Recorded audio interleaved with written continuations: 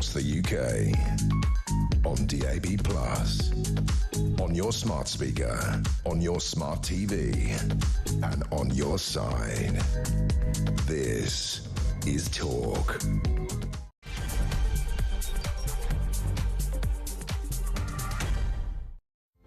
And good afternoon. Yes, welcome to the home of Common Sense. Lots to get through here this afternoon, of course, including that story, a year high of 705 illegal migrants crossing the Channel yesterday as ministers push for this one-in, one-out asylum deal with France, and Prime Minister Keir Starmer faces calls to scrap the hotel contracts that drains $2.8 billion from the foreign aid budget. I don't know which is the best budget or the worst budget, depending on which way you want to look at it. We'll have more details on that. Also this afternoon, the Supreme Court's ruling that only biological women are women could have wide-reaching consequences, from female toilets to elite sport. But will Labour finally stand up to women's rights? Have you noticed on the interviews so far, they're really struggling with this. They can't bring themselves, it's not in their DNA, to say something that half an hour ago was perfectly reasonable.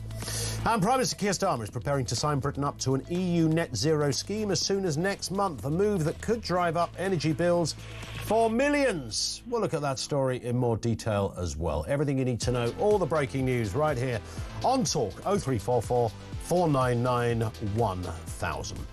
So here's the thing. Keir Starmer is being urged, I'm fascinated by this, he's being urged to rip up the migrant hotel contracts by next year because the foreign aid budget is being used to pay for the hotels.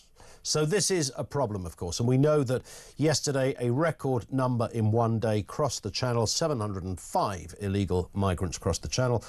Saturday was 650 migrants crossing the Channel, and there were various boats in between. But just on those two numbers, you have just shy of 1,400 people. Just think about this, and I'm sorry to bore you, I'm going to give you the same analogy as I always do on this. 1,400 people came to the UK uninvited, without any documentation, any substantial backstory that could ever be proven, within a few days. 1,400 people. And again, here it is. Imagine 1,400 people jumping the barriers at Heathrow Airport. Imagine the outcry if 1,400 people just came running off a plane, jumped over the barriers and said, I'm in, that's it. What are you going to do about it? I've got no passport, I've got nothing at all. You would have the world's press descending on Heathrow. There'd be news helicopters in the sky covering this extraordinary story of how 14 people just jumped the barriers without any form of documentation, any official way of declaring or proving who they are. Everyone on the planet would be front page news literally in every single country. You won't believe what's just happened at Heathrow. 1,400 unnamed, unidentifiable young men jumped the barriers. The armed cops with a SWAT, the SAS would be called in, there'd be tanks parked outside. Starmer would have a Cobra meeting for it. If you jump in a dinghy and do it across the Channel, it hardly makes any headlines these days. That's the size of the problem we're dealing with. And I don't care whether you're left-wing or right-wing. There's no one on planet Earth that could say that is acceptable. That's okay in any shape or form. And yet the curious thing is, the biggest concern to Labour MPs appears to be what happens to those migrants and where they are accommodated, because accommodating them in the migrant hotels is taking money from the foreign aid budget. And now you've got a letter signed by 106 international non-governmental organisations, the NGOs and charities, supporting refugees and asylum seekers and kids, describing the system as not fit for purpose. Sarah Champion, the Labour MP who chairs the House of Commons International Development Committee, the writer's warned, is ahead at the helm of this, has warned that the policy of outsourcing asylum seekers accommodation to private companies was giving taxpayer poor value for money and putting kids and vulnerable people at risk through insufficient oversight of safeguarding. So their concern is by far the safeguarding of the asylum seekers and where they are accommodated, not if they are accommodated, and why we should have a scheme to stop this nonsense. The big concern is, well, this isn't good enough. They should actually be in houses near you, in areas there where there's free accommodation, I don't know, big mansion houses, whatever it is, you know, a bit of old National Trust stuff that's gone to waste, needs a lick of paint, so maybe there's 50 rooms in there, maybe that would do. I cannot get my head around what it is we are supposed to be doing here. Where would you place people who are currently in migrant hotels? Let's call it that. These were once before, up until very recently, they were high street named hotels. They were, you know, places where people stayed. There were places that also in the foyer had little businesses, like, you know, the odd nail bar. Maybe there was a kind of gift shop or a barber's or something in there. All of that is gone. Tens of thousands of people stuffed into hotels, and it appears that Labour MPs' biggest concern is that they should be put into better and safer accommodation because the money isn't value for taxpayers' money, and these people are not safe. And that really spectacularly misses the entire nub of the argument, right? I mean, absolutely spectacularly miss. So it was a bit like, you know, the gender story from yesterday, where all of these characters had just spectacularly missed the room and couldn't read the room, and there it was in black and white from a Supreme Court ruling that a trans woman is not a biological woman. End of story. Okay, it's not a real woman in that respect. Everybody knew this, but it took this court thing. And similarly with this story, everybody knows there's a massive problem, apart from Labour MPs that can't quite get their head around this one. So they're looking around saying, well, you know, what do we do about this? Yeah, I know what we'll do. We'll just put all of those tens of thousands of people into different accommodation somewhere else, which isn't really the answer we were looking for. It doesn't address the problem as to why or how tens of thousands of people, these are just the ones in hotels. I mean, the backlog is over 100,000 people, and possibly gets nudging to the sort of 160,000 people, where nobody knows what the answer is. So what is the answer? 0344 499 1000. Let's get a word on this and the other big stories of the day. We have Henry Hill back with us, Deputy Editor at Conservative Home. Afternoon to you, Henry.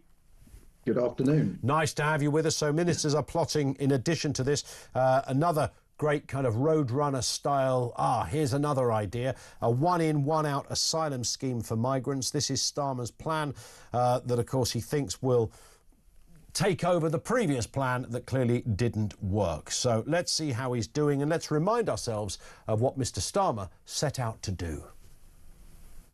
You will have helped to smash the gangs. Take those gangs down. Smashing the gangs. No shortcut. Smash the criminal gangs. No gimmicks. Have to smash those gangs. Just the hard graft of sleeves rolled up. Smash the gangs. Practical government. I think smashing the gangs is a deterrent. We will smash the gangs that undermine our security. Smash the gangs. Smash the people smuggling gangs. Smash the gangs. The guns, the gangs, sausages.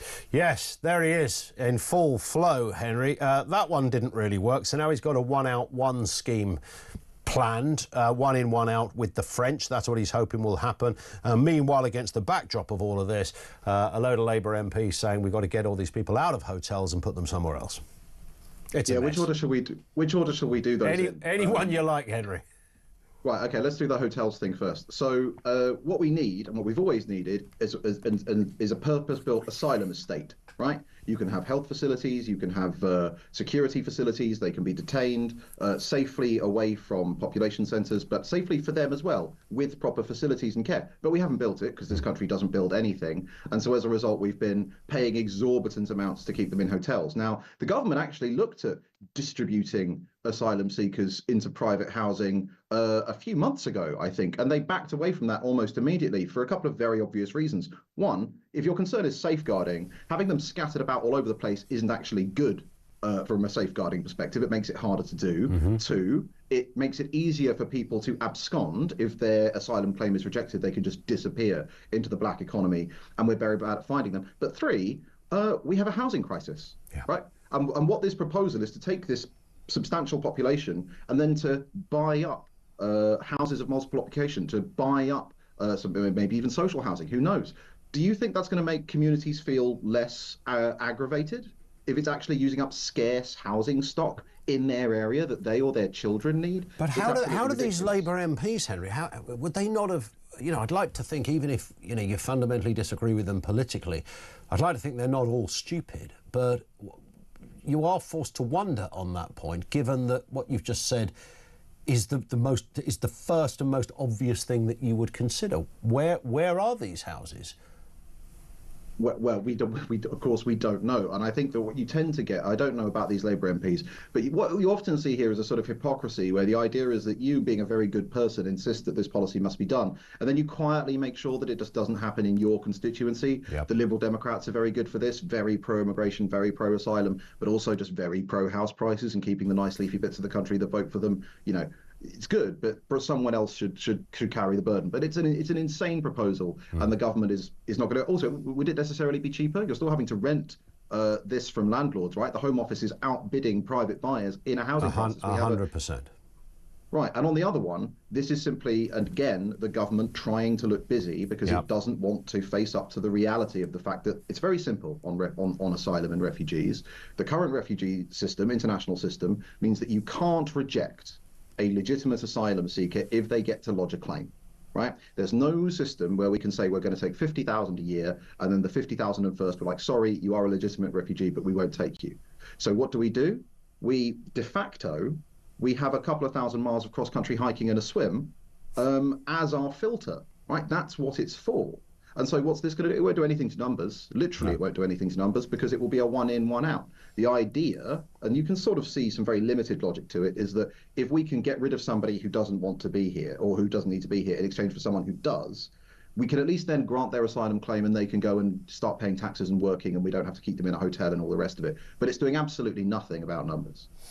And that seems to be the area that no Labour MP dare to even go near. There is no discussion in any of this about numbers. You have Starmer and his smash the gangs and one in, one out policy, which clearly isn't about numbers, because that would, if you take it to its natural conclusion, just mean we have the same numbers. So no one wants to talk about Sarah Champion of the International Development Committee. Nothing at all about numbers. This is just about, we've got to find better places to accommodate people and make it better value for money for the taxpayer. But nothing about the numbers. Well, let's face it, the NGO alliance that Sarah Champion is at the spearhead of does not want to reduce numbers. That's not their objective at all. Yeah. They're concerned simply that we're spending money on this rather than spending money on international development. So they want us to take money from something else in the budget, I don't know, prisons, schools, hospitals, who knows, and spend that on asylum seekers so that we can then go and spend more on international aid. But the big challenge for Labour, and especially for someone like Keir Starmer, who's a lawyer, is that the problem of the asylum system is our international commitments. There is no way around it without changing and breaching some of those, what are fundamental points of the system. The fact that you can't send people back to countries where bad things might happen to them. Now, obviously, you and I would agree that there should absolutely be circumstances where you don't do that. I would not, for example, send a gay person back to Uganda. But thanks to the ECHR, and specifically Strasbourg, which completely transformed the ECHR with a judgment in, I think, the 1990s, it's no longer the case. It used to be the case that ECHR rights strictly governed what you did, right? So freedom from torture meant the British government couldn't torture you. Yeah. But then Strasbourg expanded it, so suddenly it covered everything that might happen to somebody in the future. So all of a sudden, that's why we get all of these absurd claims. Oh, if we send this person back to X, their relationship might break up. It might be bad for their mental health. They might not receive treatment for their illness. That didn't used to be part of the ECHR. That was not how it was designed. Yeah. And until we break that, there's no fixing the problem. Spot on. We'll take some calls on this one. How do we begin to solve this problem? Where do you put tens of thousands of people that are currently in these so-called migrant hotels? Also, this, of course, on the back of that story yesterday, that huge victory for women, as it's being described. Labour faces calls to defend single-sex spaces after the ruling that transgender women aren't legally women. Let's have a listen, though, to where this began in many respects, to Women for Scotland, celebrating the victory for common sense. We were in a really difficult place in Scotland then.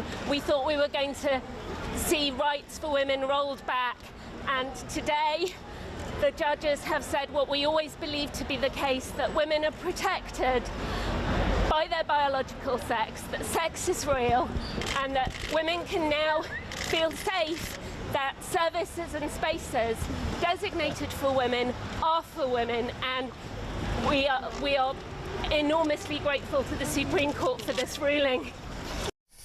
And again, Henry, this sort of does dovetail with the previous story in many respects, because it seems, just looking at a lot of Labour MPs that have been interviewed since that ruling, they can't quite bring themselves to endorse this. They can't, you know, again, when asked about, you know, very simple question, what is a woman?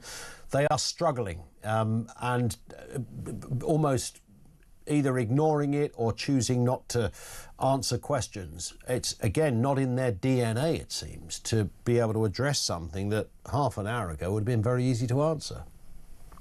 Well, I mean, this is the problem fundamentally when you get your politics and your sense of right and wrong from society, right, from social judgment. What they're trying to do, basically, I imagine this will iron itself out in a few days or weeks, but they're trying to work out what the people that they care about think about this, right? What you're watching is a herd that is suddenly uncertain, trying to come to a new position. Because they don't want to do is say something, and then if the rest of the herd makes a different decision, they end up looking like a bad person on the record. And it's ridiculous because, you know, there is some truth to the original Labour defence from people like Harriet Harman, that yes, the original Equality Act, a terrible act in many respects, but it did allow for the segregation of spaces on the basis of sex, not gender. But that doesn't erase the fact that that is not how it was being interpreted. Yeah. That is not how politicians were championing it. It's not how Stonewall was championing it. Lots of private organisations. You've got the clips of Starmer and Reeves being asked, you know, can a woman have a penis, and just being completely incapable of answering it. Yeah. And I think this is a very welcome judgment. You know, again, if you think about it from I kickbox less than I used to, admittedly, and one of the big tipping points on the trans question was Joe Rogan. And why did Joe Rogan come out against it? Because he is a former MMA fighter, yeah. And watching someone who went through female puberty getting beaten up by a man, which is functionally what's happening, is an awful thing to watch. Just a bit, yeah. And you wonder how far in that specific area of non-women in men's non-women, non-men in men's sports, how long that can go on for, and what has to happen before, you know, there's a very serious accident of some description. Maybe this ruling will begin to at least start the process of clarifying that. Do you think, Henry? I hope so. And we very rarely hear about, actually, you're right, we very rarely hear about trans men in men's sports, because functionally, you know, and this is one of the reasons that it's 4 Women Scotland that have taken the lead on this, and it's been a feminist issue, is because, you know, for men, the stakes are usually a lot lower. If you're a biological man and a trans man is playing in a sport with you, that person is often just at a biological disadvantage. But in most sports, that doesn't matter. Combat sports, it really does. And one thing I do want to say is I think it's a real shame that it had to come to this, because if you think back 10 years ago, I think the cause of, like, trans rights, sensibly defined, was fine, right? It's the one area in recent years that we have seen polling go in completely the opposite direction, really sharp, hard turn. And why? Not because of anything that the overwhelming majority of trans people were doing. They were just trying to live their lives. And yeah. I don't know about you, but if I will do someone the courtesy of using their pronouns, but a handful of people who wanted to break into women's sports competitions or get into their prisons have precipitated what is a huge setback for that particular cause. 100%. Henry, stay with us. Henry Hill is with us, Deputy Editor at Conservative Home. Thank you to him. More on the way. And, of course, over to you on that issue of migrants in hotels. Apparently you've got a choice of budgets. Where do you want the money to come from to finance keeping tens of thousands of people in hotels? At the moment it comes from the foreign aid budget, and the MPs, mostly Labour MPs, are saying, no, that's not good. It's not good value for money, as if taking it from another budget would be good value for money. Taking housing away from local areas would be better value for money. These people are bonkers, by the way. Thoughts on that? 0344 499 1000.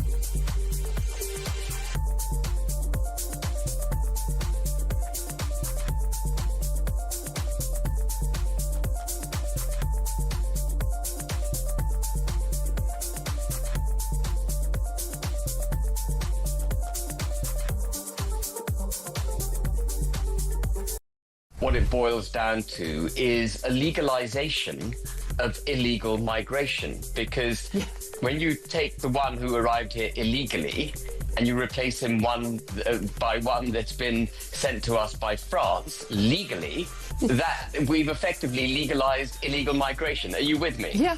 And so nothing could do more than to encourage people from their general movement from Syria, North Africa and elsewhere into Europe than this scheme.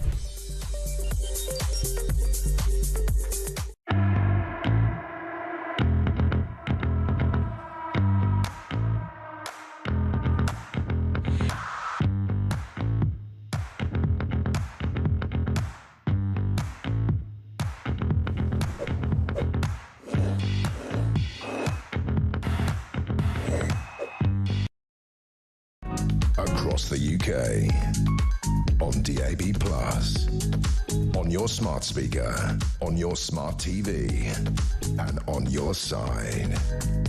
This is Talk. One here, no name given, says the one in, one out policy will increase numbers as the one out will simply try to come back in. There is that, I think somebody pointed out yesterday, that yes, they will just maybe change their story and come back in.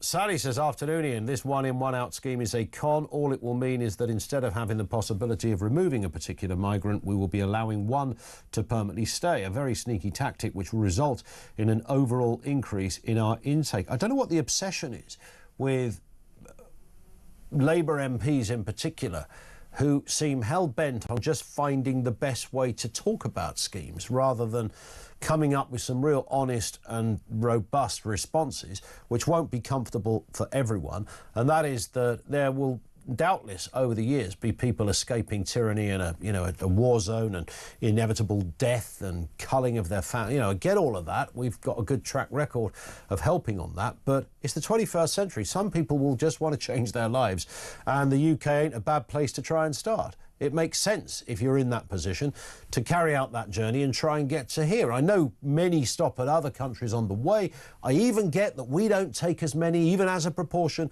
as other countries do. I understand all of that as well. But that isn't in any way an explanation as to why we should have just almost an open-door policy. And that appears to be the mood music coming from Labour backbenchers, certainly. Henry Hill is with us, Deputy Editor at Conservative Home. Let's move to this story, Henry. This is Starmer's EU net zero deal, apparently planning to join a net zero scheme with the European Union, sparking criticism. It could raise energy bills for households. Let's have a listen to the Prime Minister talking about the net zero race just at the beginning of this month. There's a global race on for the jobs of the future in relation to net zero. More investment is coming into this country in relation to renewables than any other sector. I don't think now is the time to step away from that race. Now is the time to double down on that race. Some country is going to win the race when it comes to renewables and the changes for net zero. I want Britain to be in that race, and I want us to win that race. Well, are we going to win that race? I mean, we keep hearing about this race, Henry, and these, I don't know how many tens of thousands of jobs that are apparently out there. I don't know, genuinely cannot work out what those jobs are supposed to be. It ain't making solar panels and windmills, because China seem to have that thing sewn up. But we do know that lots of things are getting more expensive, and many people put this down to net zero. What winning that race would look like, it would be small modular reactors, right? It would be that we invest enough in developing Britain's nuclear industry that, one, we win because we get our grid nuclear first, which means that we can drive down costs, onshore high energy manufacturing, become a hub of high energy R&D, but also we can then export that expertise, right? We can go to other countries and say Rolls-Royce or whatever other British companies are doing. It can be like, right, here's a off the shelf plan for a fleet of 6, 10, 12 nuclear power plants. We'll get those built and we can export the green revolution that way. That's what winning looks like.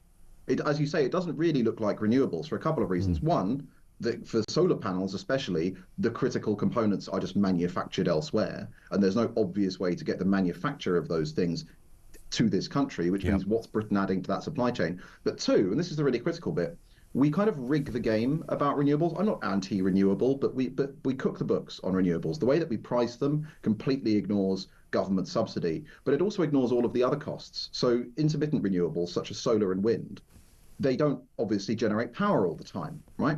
And what that means is, and one of the reasons that Britain has higher energy bills than other countries, despite global energy prices, which affect all countries, is that for every bit of intermittent renewable generation that you have as part of the grid mix, you have to have a backup non-intermittent power plant in case the wind isn't blowing or the sun isn't out, right? So you're baking in higher costs. It's extraordinary. The question is on this, what are we gaining?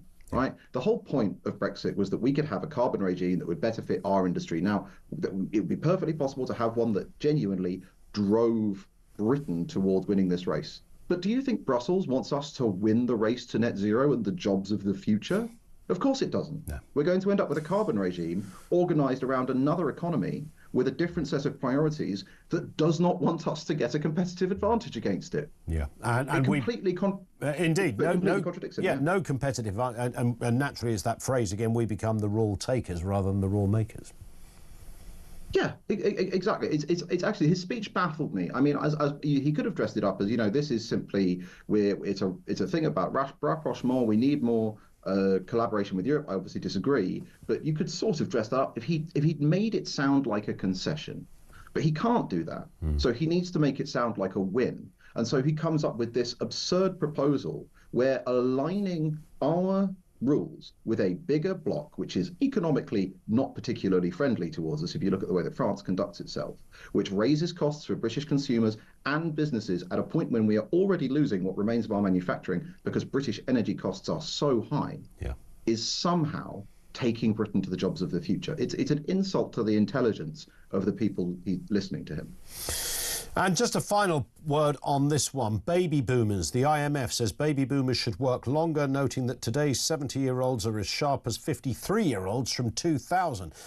This is based on data from 41 countries, shows improved health for older people, with 70-year-olds having the same fitness as a 56-year-old 25 years ago. So work until you're 70, Henry. What's not to like?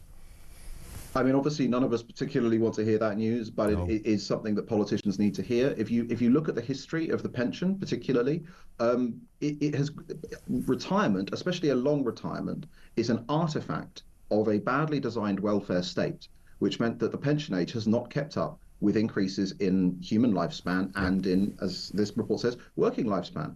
We simply can't afford to have people who are able to work and who have asset wealth and experience to have 20 years living on what is currently, despite the myths around national insurance, a form of welfare payment, which is what the state pension is.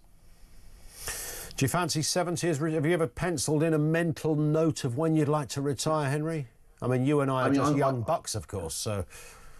Oh, that's very, very kind of you. You have more hair than me. I mean, I'm one of those people who, one, I tragically, I don't know what to do with too much time off. And also, I'm very lucky that I type for a living. So unless I've been rendered moot by AI in 20 years' time, it's not particularly trying. Obviously, there should be different regimes for people in physically demanding work. If somebody is in a mine or a factory or something like that, they are 100%. Not going to be able to work until 70. But for someone like me in the white-collar economy, frankly, sounds reasonable.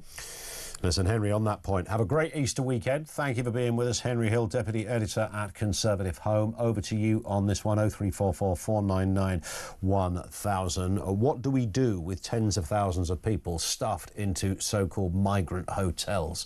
Where do we go with that one? Lines are open on that, 0344 499 1000. Just gone, 1:30.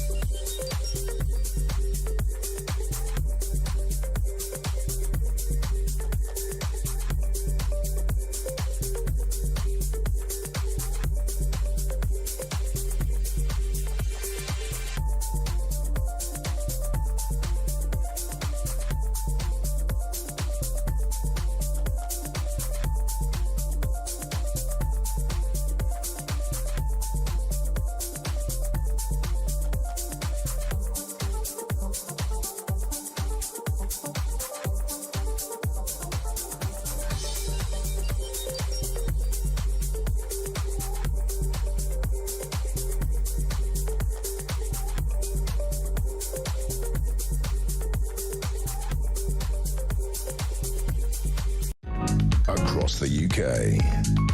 On DAB+, on your smart speaker, on your smart TV, and on your side. This is Talk. It is Talk. This one in from Chris in Croydon. Here's the thing. Send people back to where they think they came from. If we can take people without passports, then surely so can other countries. Once they're out of hotels, we must boycott those hotels. They took the money, they stitched us up. Those hotels are equally as culpable. And they're all getting paid top dollar as well. That's the other point on this. Essentially, here's a hotel that is, full maybe half a year. For the remainder of the year, it's maybe a third full on average. But we can guarantee it will be absolutely chock-a-block every day of the week for the next 5 years. So hotels are going, yeah, that sounds like a cracking deal. And we haven't got to do half the stuff we would normally do. We're not obliged to supply the usual services that you might supply in a hotel. So, everything's good. There's no table magician in the restaurant anymore. So there's a saving straight away. 0344 499 1000. So the numbers over the last few days are frankly extraordinary. We had a record 705 illegal migrants across the Channel in one day yesterday, bringing this year's total to nearly 9,000. That's up 42% on 2024, and it's worth just bolting onto that on Saturday, which was another big day, about 650 odd crossed the Channel. So in 2 days alone, and that doesn't include those that in the middle of those days popped along as well, but you're looking at around about 1,500 people within a week that entered our country without any kind of ID or any kind of paper. Ministers, though, are now this is the thing, they're not outraged by this at all. They're actually discussing, maybe we could have a one-in, one-out deal with France to swap legal family reunifications for deported illegal arrivals. But that doesn't really address the problem. Keir Starmer under pressure, of course, also to cancel those costly migrant hotel contracts, which last year swallowed 2.8 billion quid from the Exchequer. This mostly comes from the foreign aid budget. I mean, the whole thing is a mess. There's a big old... It's not even an elephant in the room. The elephant is everywhere to be seen. The government, Starmer, Cooper, no one really saying anything. Is how are we going to reverse this trend and surely try and reduce the number of people massively that are currently here? Let's speak with Peter Walsh, Senior Researcher at the Migration Observatory. Peter, it's convoluted. I always argue it doesn't matter whether you're left-wing or right-wing, frankly. Surely we can all agree that what is happening right now is not acceptable, not fair to anyone, not fair to British taxpayers, not fair to migrants, not fair to anyone in this equation. Yeah, there is quite widespread agreement on some of the challenges that the asylum system is facing. The Labour government's approach to this has been to tackle one of the root causes of the use of hotels, which was that really quite considerable asylum backlog that formed in the last few years of the previous government. That's easier said than done because this is taking place amidst a broader housing crisis, limited housing stock, and last year 110,000 new asylum seekers. Yeah. If they're destitute, the government is obligated to give them asylum support payments and accommodation. So it's a real big challenge. And there are questions about the smash the gangs approach.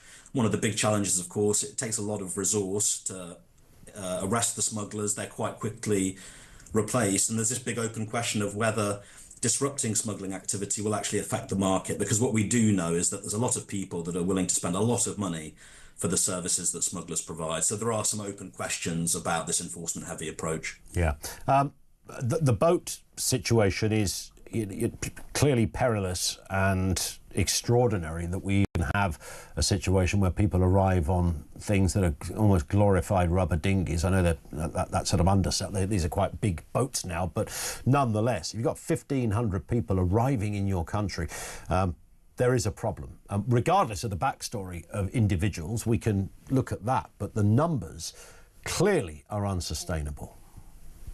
Yeah, and they continue apace. Clearly, the Labour government won't be happy with the record numbers we've seen this year. Although I'd be wary of reading too much into kind of the first few months, because what we know is that the majority of arrivals take place in the summer and autumn when the weather's better.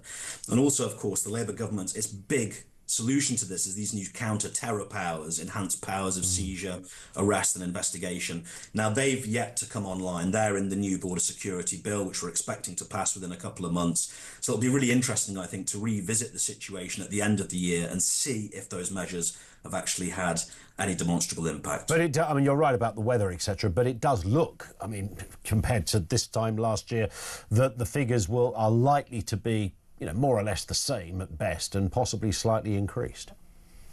Yeah, that's right. Although, you know, if we look at last year to this point, those numbers were also in excess of the record 2022 year when 46,000 people crossed. And then ultimately there were about 10,000 fewer last year. But you're right. I mean, what we can expect is the numbers are going to continue to be high. We're talking about the tens of thousands. Yeah. Be interesting to see what the trajectory will be for 2025 as a whole, and whether it actually reaches the mid 40,000s that we saw in 2022. Isn't it time, though, that you think politicians were honest about what's happening here? Clearly, you have people, you know, if you're escaping a tyrannical regime, if you're trying to remove yourself from a war zone, horrendous goings-on from despotic governments, all of that. I get that, and our door has invariably been open in this country, as has other Western countries, to people in those positions. But we also have to recognise, don't we, that we're living in an era, it's the 21st century, we're all interconnected, even in countries where you think we might not be.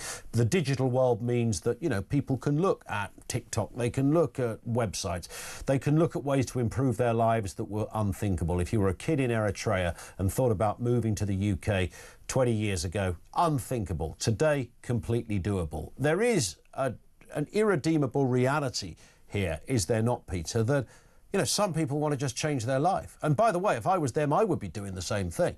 But we have to recognise that this is the era we're in.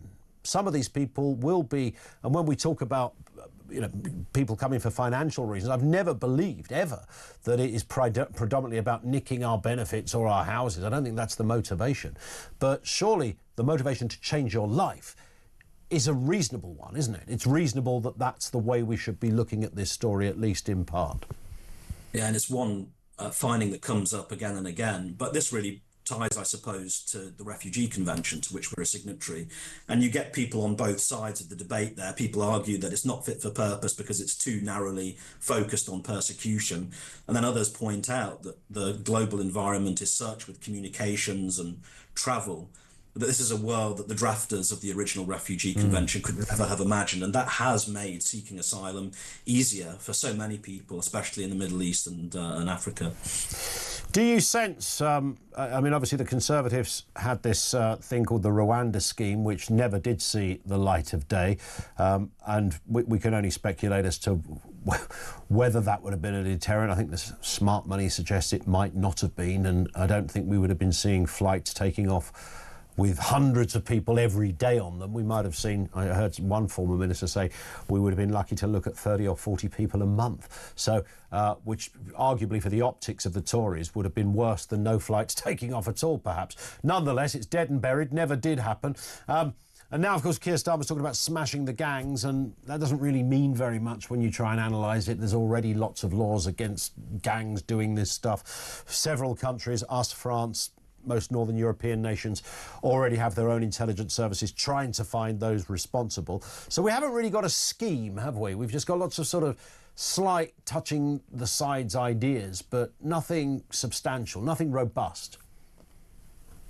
Yeah, well, you know, if you look at countries that really managed to solve their unauthorised maritime arrivals, you know, you look at the EU-Turkey deal, you look at Australia, the one thing that those countries were doing was not deterrence policies. They were physically intercepting the boats in the water. But that's the impasse that we're at with the French, because their current policy is that they refuse to do pullbacks. And they argue, not unreasonably, that it'd be too dangerous because people would resist intervention, which could endanger the lives of people on the boats. But this feeds into this new deal that we've heard.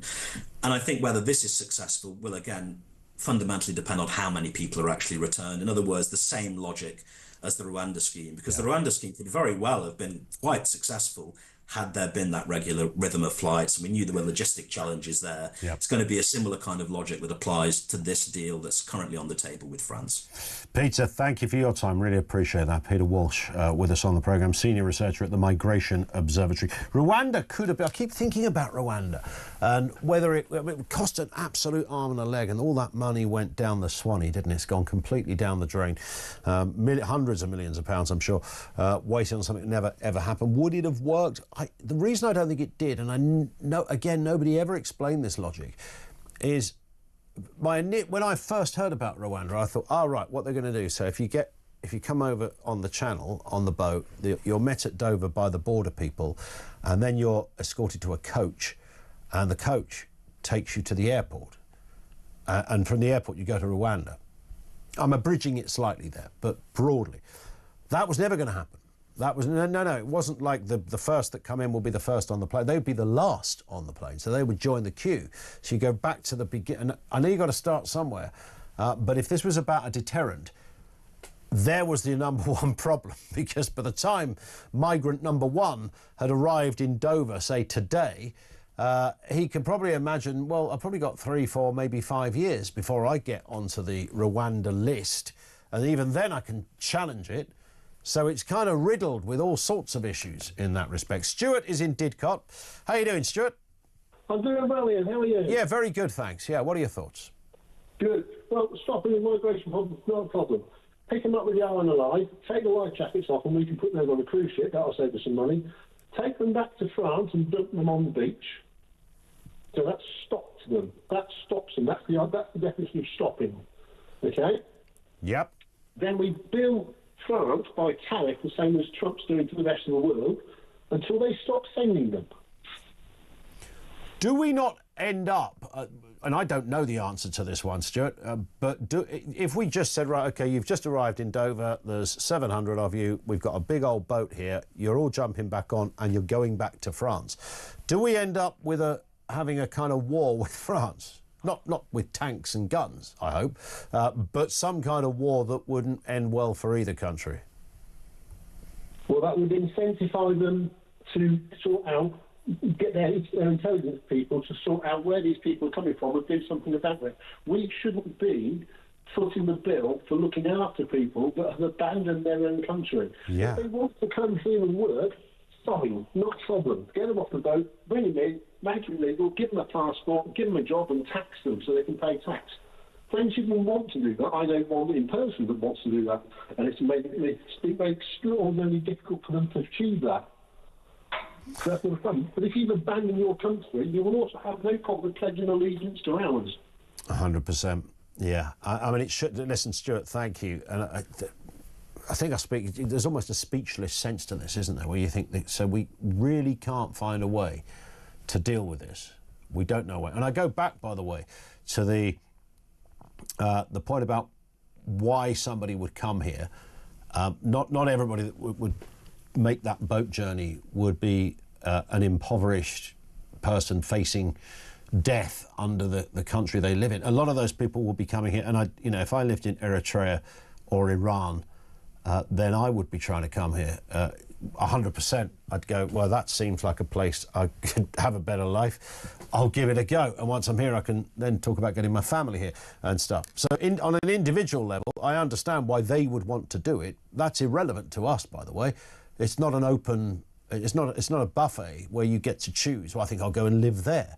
There's certain criteria that is involved in becoming a citizen and all the rest of it. And just wanting to be somewhere, rightly or wrongly, is not the way it works and never can work, because we be a disaster zone. And that's how we've ended up a disaster zone, because we can't see this. This is the absolute, I promise you, the biggest part of this story that is not often discussed. 21st century, people want to move around. People want to change their life. People see an opportunity. People have saved up £3,000 to pay a bloke with a boat in Calais to sail you over. It's literally as simple as that. I don't believe most of these people are spongers. I don't believe most of them are rapists. There's none of that caper. But I do believe they are illegally trying to get into the country based on spurious circumstances that wouldn't stack up unless you happen to lie to the immigration officer, etc. And then you can't prove that that person isn't actually coming from a war-torn place or isn't going to be persecuted because of their sudden conversion to another religion or their sudden conversion to another sexuality or gender. 0344 499 1000. This is Talk.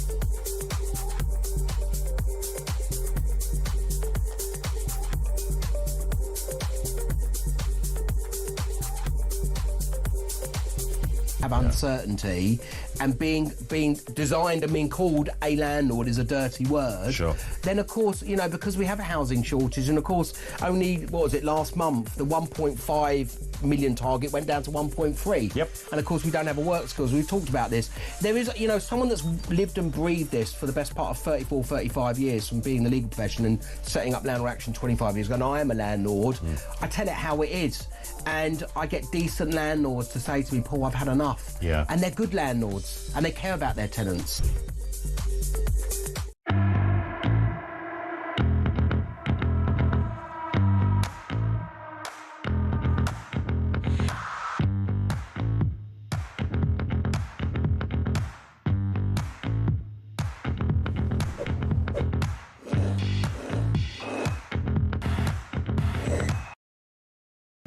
Across the UK, on DAB+, on your smart speaker, on your smart TV, and on your side. This is Talk. This from Bev in Hampshire says, afternoon, Ian. Thank goodness for the home of common sense. Indeed. Number one, decant all migrants with papers to tents with no papers, deport. Warn those who could be thinking of coming here that they will be turned around, and if they want to come here, they will have to apply in the usual way. My sister, born in the UK and at the age of 21, went to work in Central America for a charity, and while she was there, met her husband. They decided to come to the UK. After she'd been there a number of years, she was told she would have to support him financially and he would be entitled to nothing, says Bev. And this is the curious thing, that if you do it legitimately, how often do we hear this? Doesn't matter whether it's a Western country, African country, wherever it happens to be. If you're doing it all legitimately, you meet somebody, fall in love on the other side of the world, bring them back here, then they will very expensive process, hugely expensive process, by the way. And you think, well, how does that work? I mean, that's what you would call a two-tier system. Let's go here to Pete in Bath. How you doing, Pete? Not too bad, mate. How about you? Very good, thank you. Fire away. Well, I'm sick to death of these bloody migrants. Yep. And I think that my solution would be to give them tents and put them in fields as near to where all the MPs to live, because then they won't want to put up with them. Because, I mean, they're living a life of luxury. But it's unbelievable what they're getting away with. But this government, I mean, I'm 80.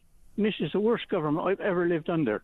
Yeah. And they seem to be pandering more to these immigrants than to our own people. What do you think is what do you think?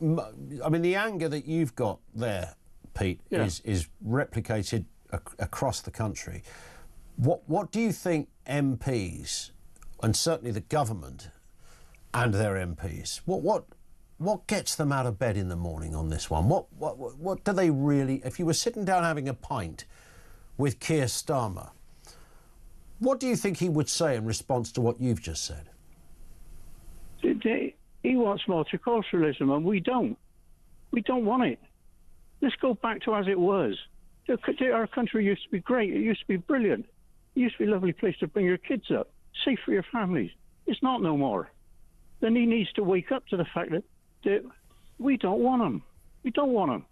And me and my missus moved to Cyprus for when we first retired. I'm back in England now, obviously. But to live there, we had to take our bank statements to the immigration people. Yeah. To prove we had enough money to live on.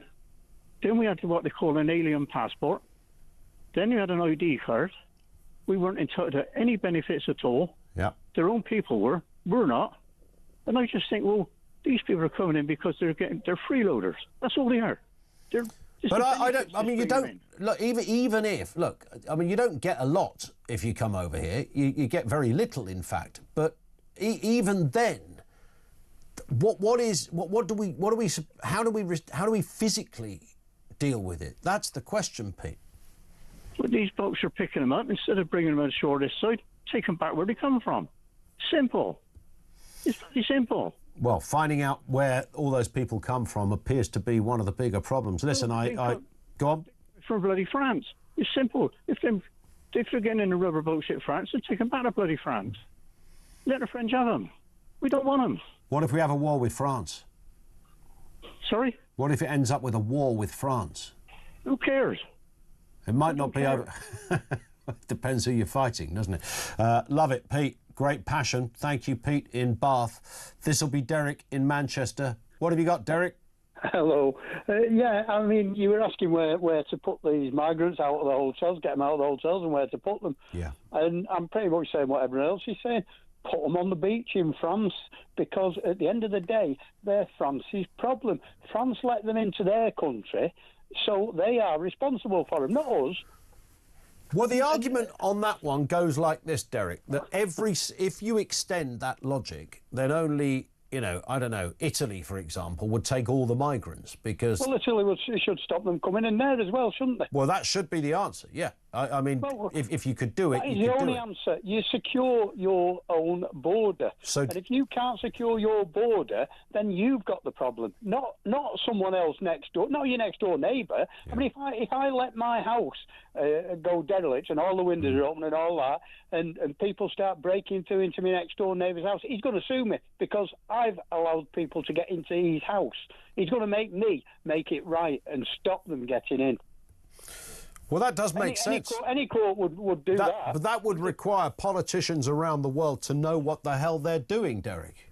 Yeah, it would. But the top and bottom of it is we keep electing these people. Yeah. And for God's sake, why haven't we got some sort of recall of Parliament Act? Whereas if they do not do what they say they're going to do, they should be kicked out with it. I mean, it's like this Labour government now. Everything they've said, they haven't done. Yeah. Now, the top and bottom of it is, if you were to go for a job and say, oh, I can do this, I can do that, and I'll do this, give you, 6 months down the line and you haven't done any of it, they're going to turn around and say, right, I'm sorry, mate, but you're just not performing. You're out.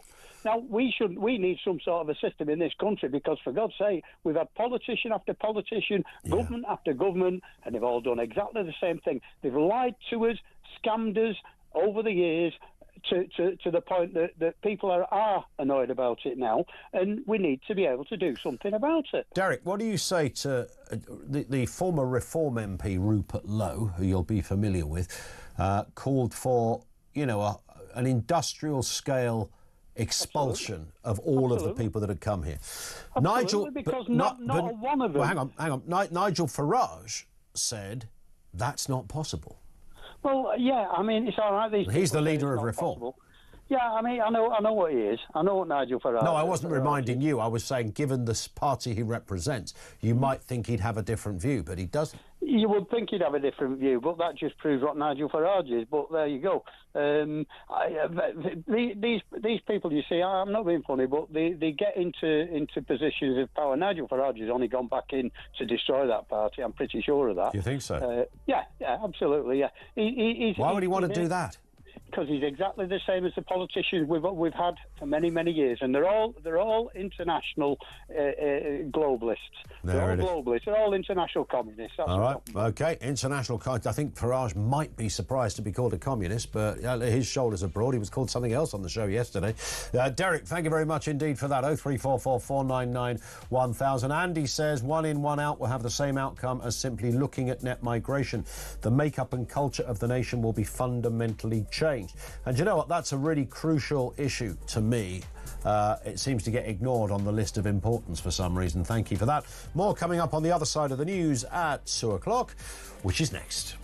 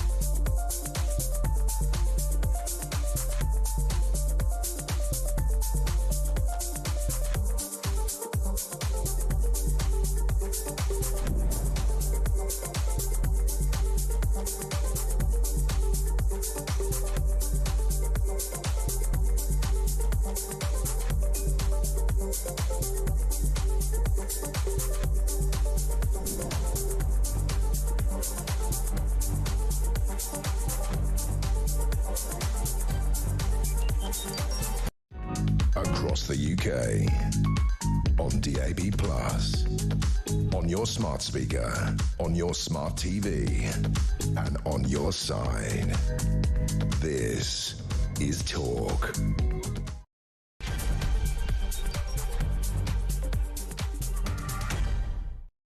Coming up on 3 minutes after 2 o'clock. Yes, welcome back to the home of Common Sense. Coming up on the programme, a year high of 705, count them, 705 illegal migrants crossed the channel yesterday. It dovetails into Saturday's figure of 650. So you're looking at nearly 1,400 just in 2 days of the last 6, or the last 5.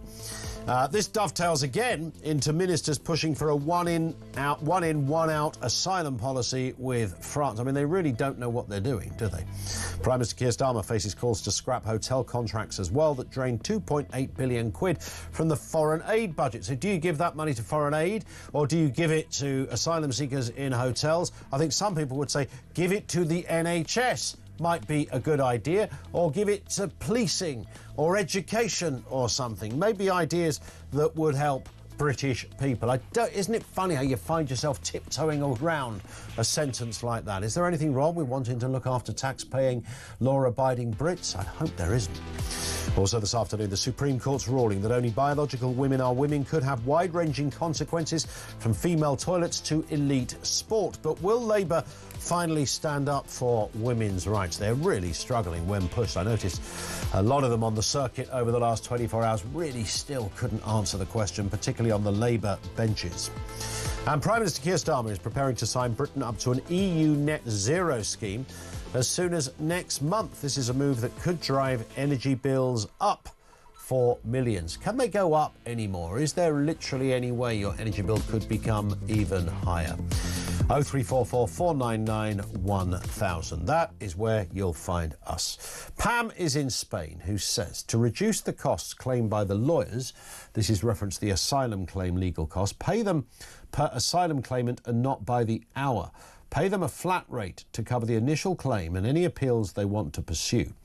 Asylum claimants can be issued with a basic identity card, including photo, fingerprints, hologram, and of course a number which they must carry with them at all times and show whenever it is requested, much like the rest of us show a national insurance number maybe. It'll probably reduce the number of ridiculous appeals if lawyers' fees are rationed. That's certainly a big part of the equation. And one here from Bill in Stafford. It says, just asking, but is it going to be the same candy floss topped rainbow lanyard waving lefty loons with EDI who are going to implement the changes now required after the Supreme Court ruling? If that is the case, what hope have we got of seeing this being a valid ruling with far-reaching changes that are needed? Well, one example of that was that in Scotland, they've got very high and mighty about having more females on boards. Now, I would argue that it's largely down to companies to decide who they want on their own boards. You can't inflict a number and make it legally binding. But I would also say that I reckon over the years, certainly the last 20 years, the representation of male and female has come on probably leaps and bounds unrecognisable than it was a couple of decades ago.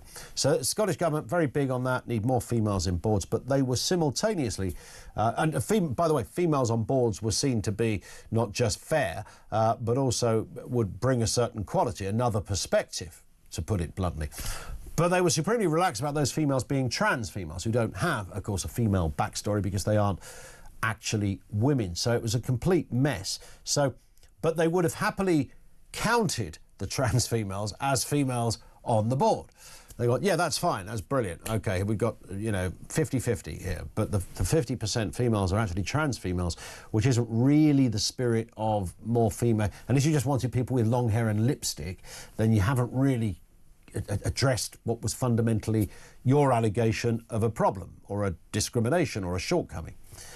So now that's gone awry for that campaign point because you won't be able to say, yes, we have females on the board if they're not females.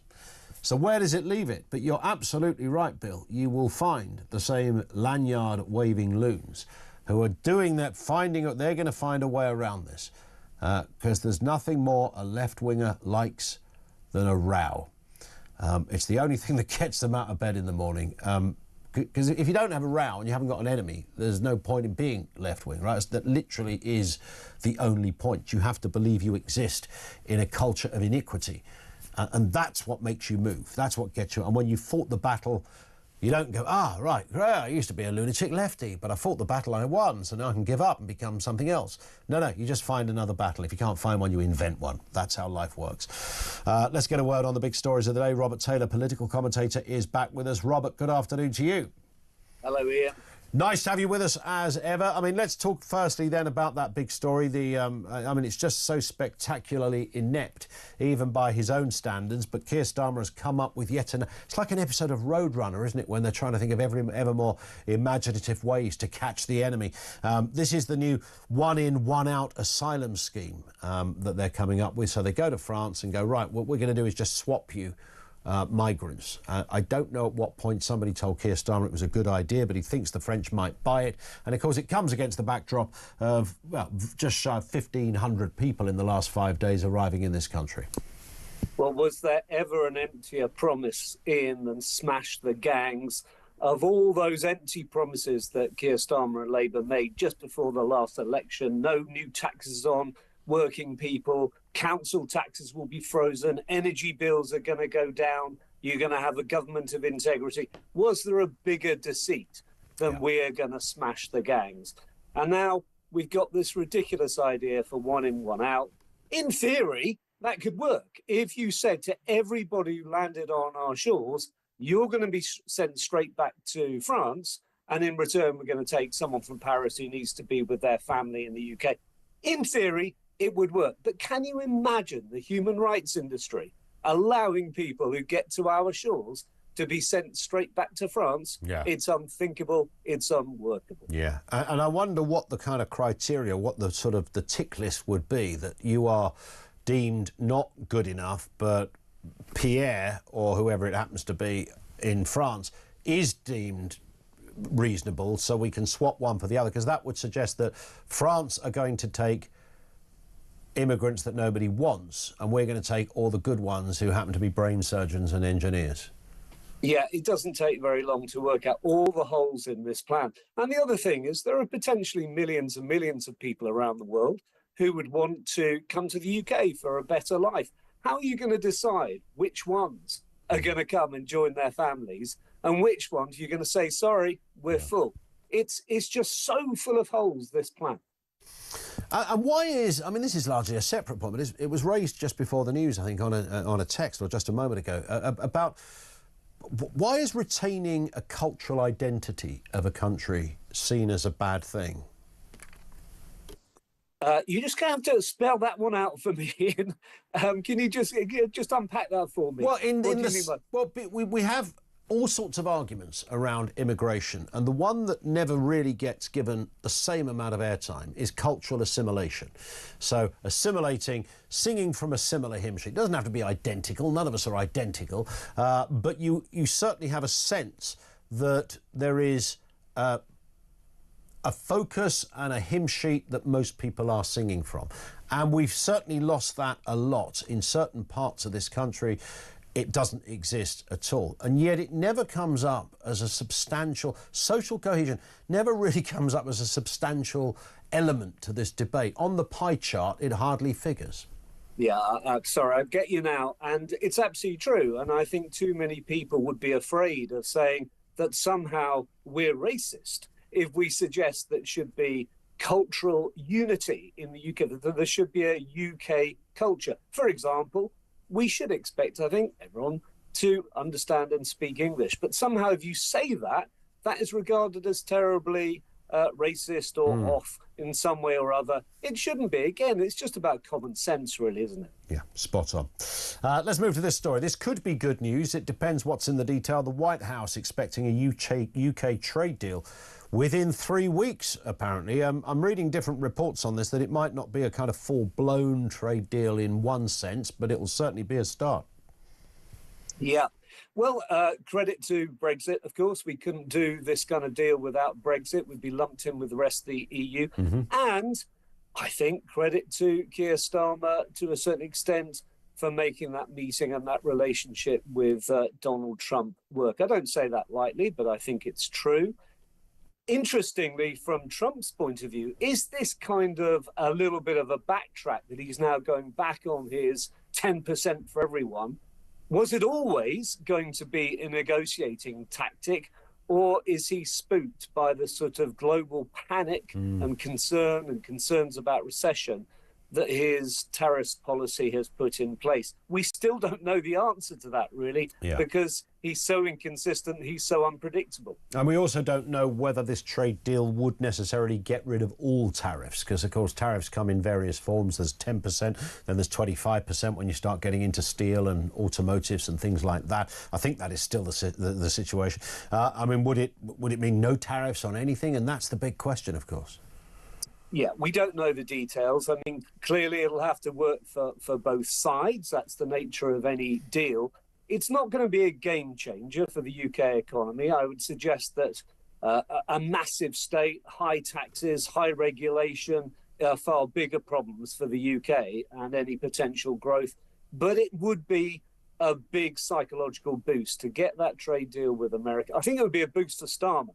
It would certainly be a boost for those of us who voted Brexit. So it won't be a massive game changer, but it'd be a good tonic for all of us. Yeah, well, you'd hope so. And this one, of course, talks to when the long-running bin strike in Birmingham continue to stall. Union leaders accusing council chiefs of lying over pay. Let's listen to the Unite boss, Onai Kasabi, who spoke to Mike Graham this morning here on Talk. We've gone to those talks with a number of ways that this dispute can be resolved. Unfortunately, the council turned up with nothing. And when I say nothing, I don't mean that what they put forward was so poor that it amounted to nothing. I mean they actually turned up with nothing. Is there an offer for another meeting? Well, the council have said that they'll meet us on Wednesday of next week. Our position... Next week? There you go. Exactly, Mike. Which is why my position is that we are ready to meet, and for those of us who are old enough to remember the Martini advert, anytime, any place, anywhere. Yeah. Well, on that profound note, just worth making one observation, Robert. I mean, I made the point yesterday on the programme why all union leaders called Mick. Well, they're not called Mick because there's one called Onai, but they do apparently have a voice that's sent around. I don't know whether they send it in a little sort of UPS parcel that gets delivered to the headquarters, so that whenever you get interviewed, you've got to start talking like that. For my members will not at any point take any kind of deduction. They all have the same voice.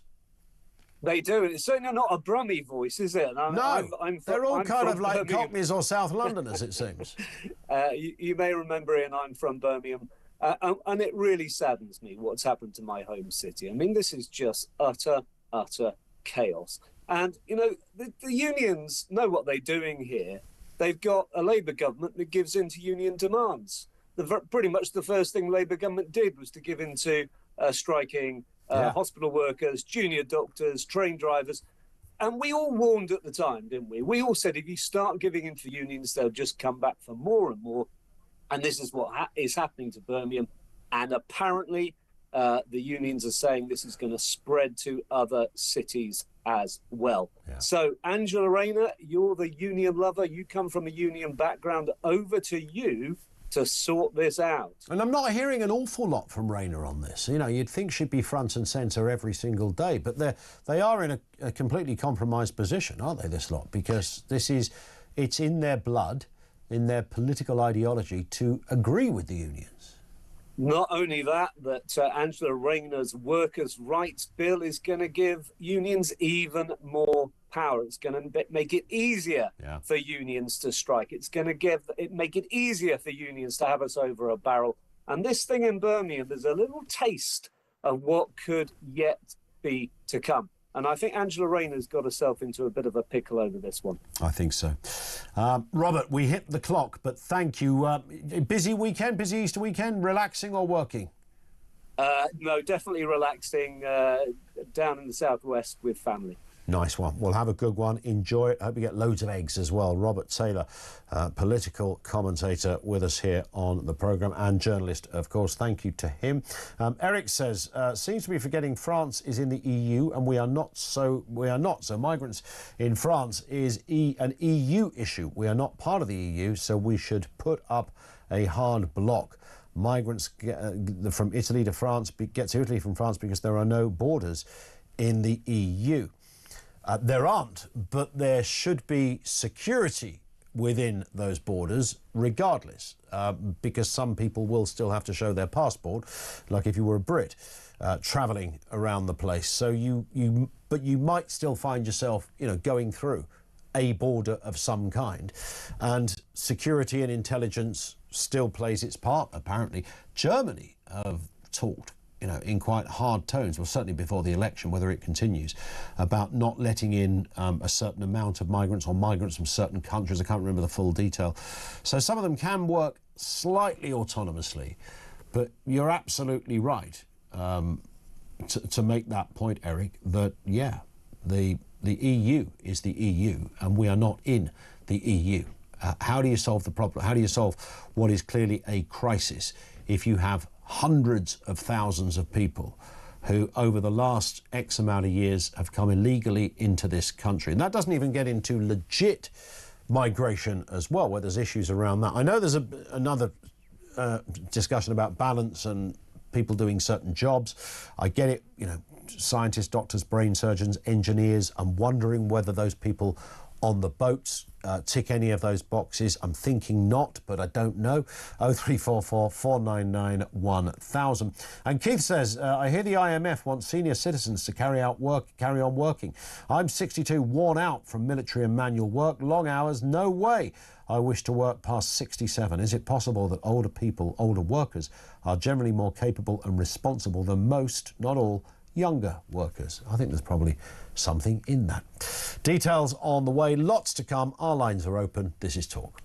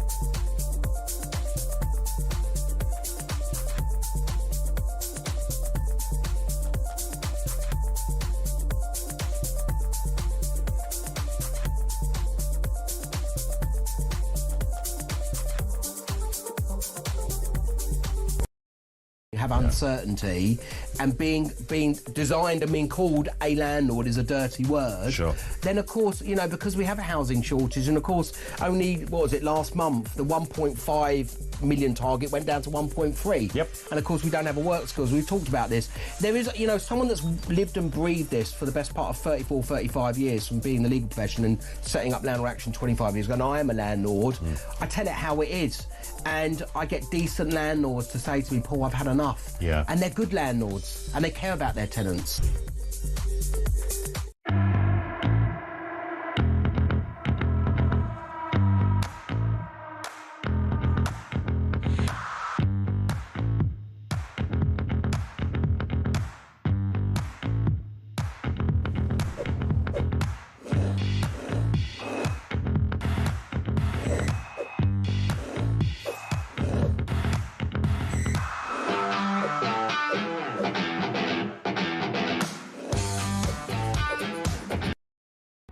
Across the UK, on DAB+, on your smart speaker, on your smart TV, and on your side.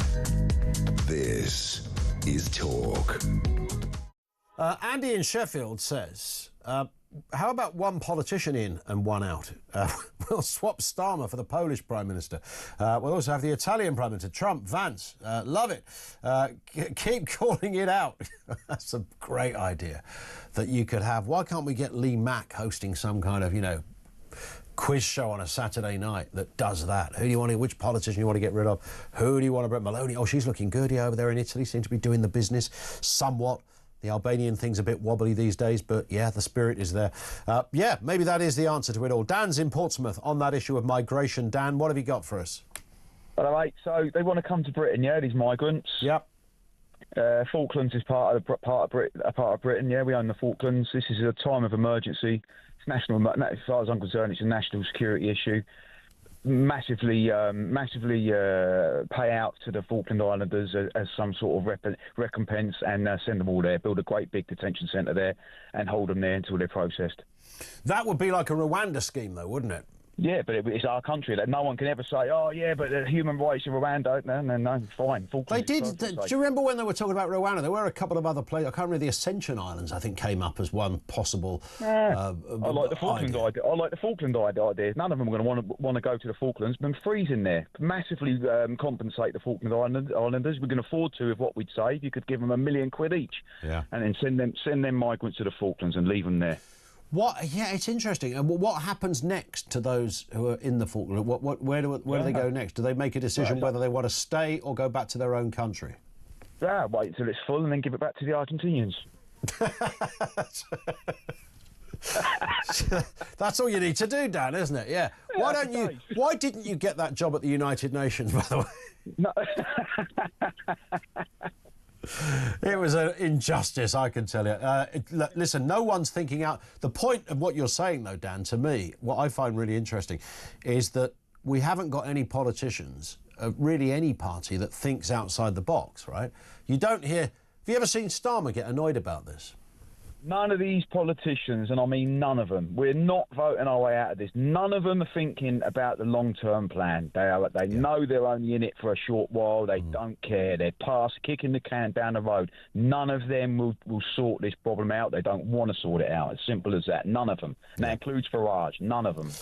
Dan, very powerful point. Thank you. And it is worth reminding you that when Nigel Farage was asked about, and I think it was on the back of Rupert Lowe, who, after he departed from Reform, and he's always been very animated about this, but he made a couple of comments, a couple of posts, I think, on X, where he said, you know, we've got to look at, not tinkering around the edges, substantial deportations for the people that are here. You know, you're looking at maybe a couple of 100,000 people. And Nigel Farage was, I think I've got the chronology of this correct, that was then put to him, and he said... And he'd even previously talked about areas that I think had surprised some people, given that it's reform. But he said that you just couldn't do it. You wouldn't be able to do it. Now, what he was doing there, obviously, was not politically. He wasn't going to make a promise that he knew he couldn't keep. If there was a huge pendulum swing and reform became the next government. I mean, I know statistically that is very unlikely, but anything is possible. And look at the state of play at the moment. And arguably it's never been more possible. So I sense what he was doing was shoring up some insurance by saying, look, I can't promise that because, you know, if we got into office, I don't know how you deal with that. And now we're in a numbers problem because the numbers are so huge that, quite seriously, Farage is correct. In one respect, how would you... what would you do? And I think Rupert Lowe wasn't just talking about people who've come over the channel. I think he was talking about going around and finding people. You wouldn't find everybody, but those people that should not be here, those who are former criminals that were not deported, and being, you know, having a huge, you know, almost a kind of crisis reaction, a sort of wartime reaction to this, and treating it like a war and dealing with it robustly. But Mr Farage said we wouldn't really be able to do that. Wendy is in Oxfordshire on this issue. Wendy, what have you got for us? Good afternoon. Oh, hello. What I'm thinking about these migrants, every day it seems to be more of them come, and I'm not sure where, you know, we're told about this black hole. Yes. For the pensioners, they had to take their fuel allowance away and freeze them to death. Now they're going after, they went after the farmers, now they're going after the disabled because they say we've got no money. Yeah. How have we got the money for all these hotels? Are we opening 3, 4, 5 hotels? Well, 7 it'd be for yesterday. Are we opening that many hotels? And look what it is costing. Where is the black hole for that? Well, you see, but the problem we have, Wendy, is absurdly simple, and that is that Labour MPs, because it's them that's in charge now, don't recognise anything you and I are currently talking about. They don't. It's not a problem to them ultimately. Well, I know they do not like Britain and they do not like the British working class. But as I say, we've got the pensioners, what's happened to them. They're going after the disabled. We've got millions of our kids thrown into poverty. It's a disgrace. We are in a terrible mess, and the political class in this country is, I mean, to say they're inept is putting it politely, right? I mean, it's a horror story out there, Wendy. What's going to change it? I don't know. Nothing. I don't think Labour's in, because he goes on about smashing the gangs. They have no intention of smashing the gangs. Any fool knows that if you break one gang, two more will pop up in its place. 100%. 100%. Wendy, thank you very much indeed for that. Dave says the Falkland Islands and Ascension Islands don't have enough accommodation for their own people. Dan obviously isn't a Falklands War veteran to even mention giving the islands to Argentina. I think it was a bit tongue-in-cheek at the end there, says Dave in Dorset, and a Falklands War veteran as well. Well, thank you for the last point, Dave, as well. But I think he was being a bit tongue-in-cheek. This from Keith, who says GPs are to be paid 20 quid for each patient they do not refer to hospital. Is there nothing that this government will resort to in order to cut the waiting list? Of course, this won't be abused by GPs, not. Yeah, that was, and they want to get they're putting 80 million quid into this scheme to try and address the problem. One here that comes in from Doc, who says, or is that Winston, who says, you said, why can't we find a way? It's an oldie, but where there is a will, there is a way. I don't believe there is a political will from any of the main parties to stop this, and if Nigel Farage now backtracks on deporting people who came here illegally, he either won't get into power at all, or if he does, it won't be for long. I would never vote for reform again if he doesn't promise to deport them and stop others coming by leaving the ECHR, says Winston. Thank you for that. Our lines are open, 0344 499 1000.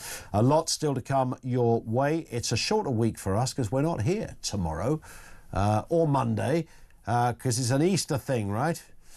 We are going to talk electric vehicles, however. How's yours doing? Is it cheap to run? Did it live up to the expectations you were promised on the packet?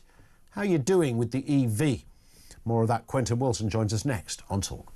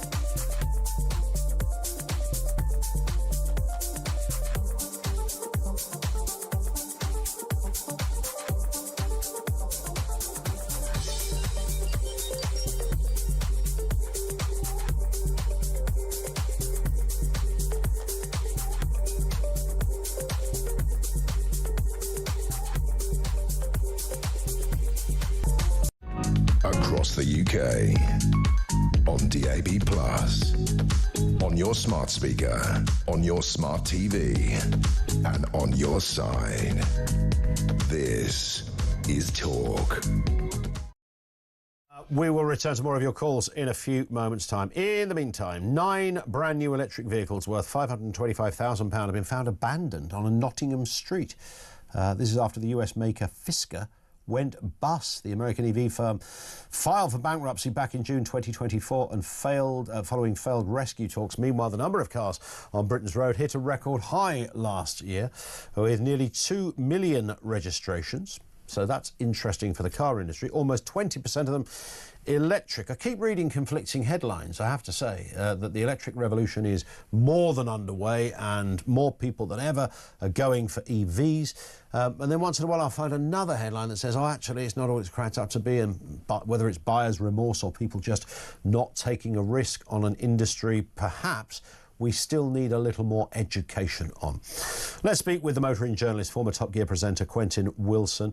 I think you're at the Everything Electric event as we speak, Quentin, is that right?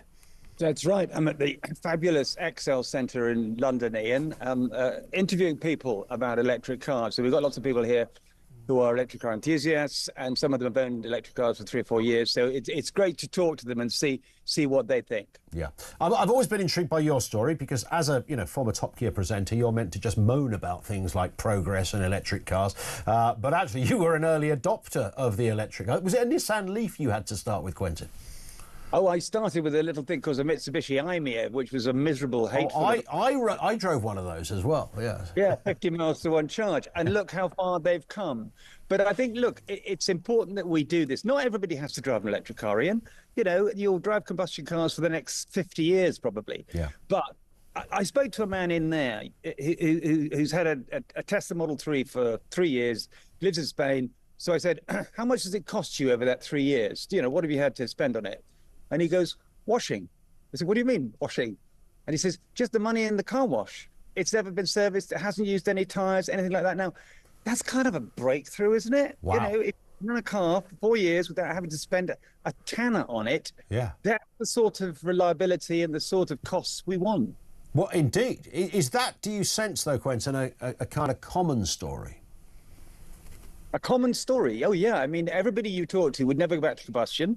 Everybody who drives them says that their bills for maintenance are virtually nothing because you don't really need to service them, just cabin filter, maybe rotate the tyres. And they've been completely reliable. I can't get anybody in there to say, I hate my electric car. I want to give it back. They all say, Yeah, and some of them are on 3 or 4 electric cars now. Wow. So they are fully signed up in that respect. I do wonder whether I don't know if this is a lack of education or whether it's something else. I was saying to a colleague earlier, if I go to a garage to if I want to buy a second-hand car, Quentin, and say it's got 50,000 miles on the clock, my head can make that work. I know what 50,000, and if it's a fairly new car and it's an Audi or a Volvo BMW, I know that 50,000 would be like 10,000 a few years ago. It's going to be in fairly good nick. I can do the maths. I can work. I can look at the car. I understand that. If somebody says, here's an electric Audi, it's done 50,000 miles on the clock, I can't quite compute what that means, if that makes sense. Well, that means that the car is barely run in because the data we're getting back from billions of miles worth of EV use across the world is that EV batteries are lasting on average about 18 years. So if you do 50,000 miles, you know, it's nothing. There are Teslas coming off taxi fleets with 500,000 miles. I drove one with 250,000 miles on the other day, and it was great. You know, nothing wrong with it at all. So that kind of fear that the battery's going to fail, it's no longer justified because we've got really robust data to prove it. And as you said in your intro, 2 million EVs out there. We're not hearing the stories, Ian, are we, about them being crap, about them catching fire, about them being, you know, left by the roadside, apart from these Fiskars, which happened in June. Yeah. So, you know, go on. I was just about to say, what about running them? Because you're right. You mentioned the guy that you spoke to said that, you know, it's working out really well. I keep hearing people say, if you're charging it from home, your quid's in. But if you're charging it, you know, on the M6, where it's likely to be a fairly costly issue. Sure. I mean, we need more public chargers. We need the government to cut the VAT on public charging, because it's 20%.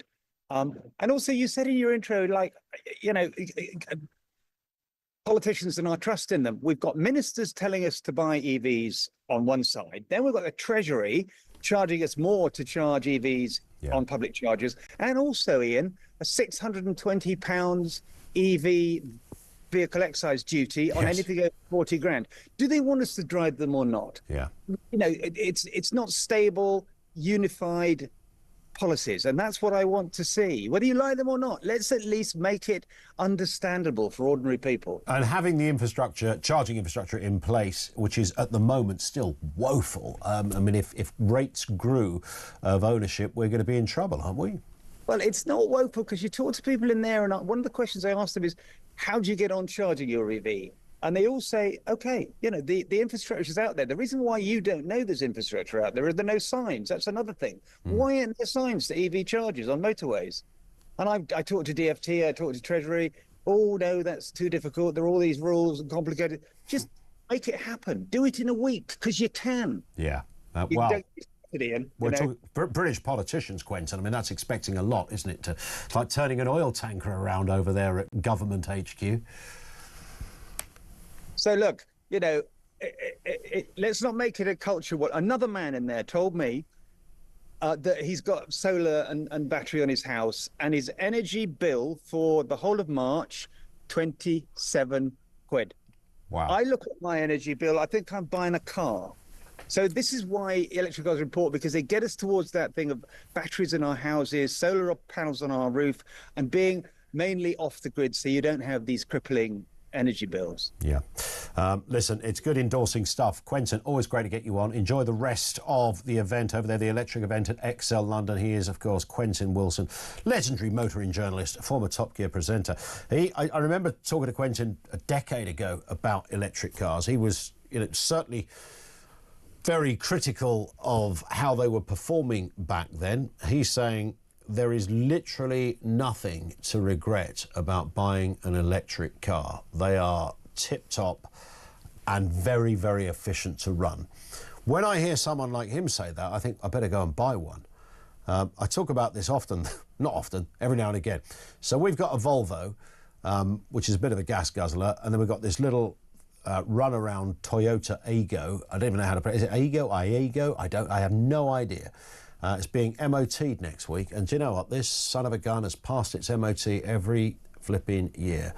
And what I really want is the bloke to go, mate, you shouldn't be driving this. It's an absolute, you wouldn't, nobody, the anthill mob would reject it. I mean, it's like, it's knackered, it's falling apart. And that might motivate me to get something else. But the little Toyota Aygo thing costs, the road tax is £20. I think the most I can get in the tank is about 48 quid's worth of petrol, and it seems to stay in there for forever. And then I get a little bleep and I go, what's that? Have I not got my seatbelt on? Oh no, it's time to fill up again. That was last month that I filled it up. And it is literally a runaround for no other purpose. Now, if I wanted to, the reason I raised that is because if I wanted to replace that and get a sort of electric equivalent, how am I going to be able to do the maths on this? Because what I've currently got is incredibly efficient. I mean, it's not something, you know, that you would go out, as we used to say, posing in. You're not going to go around the Ashford Ring Road in that thing and expect to come back with another person in your passenger seat. Ain't going to happen. But in terms of your bank balance, it's quids in every day of the week.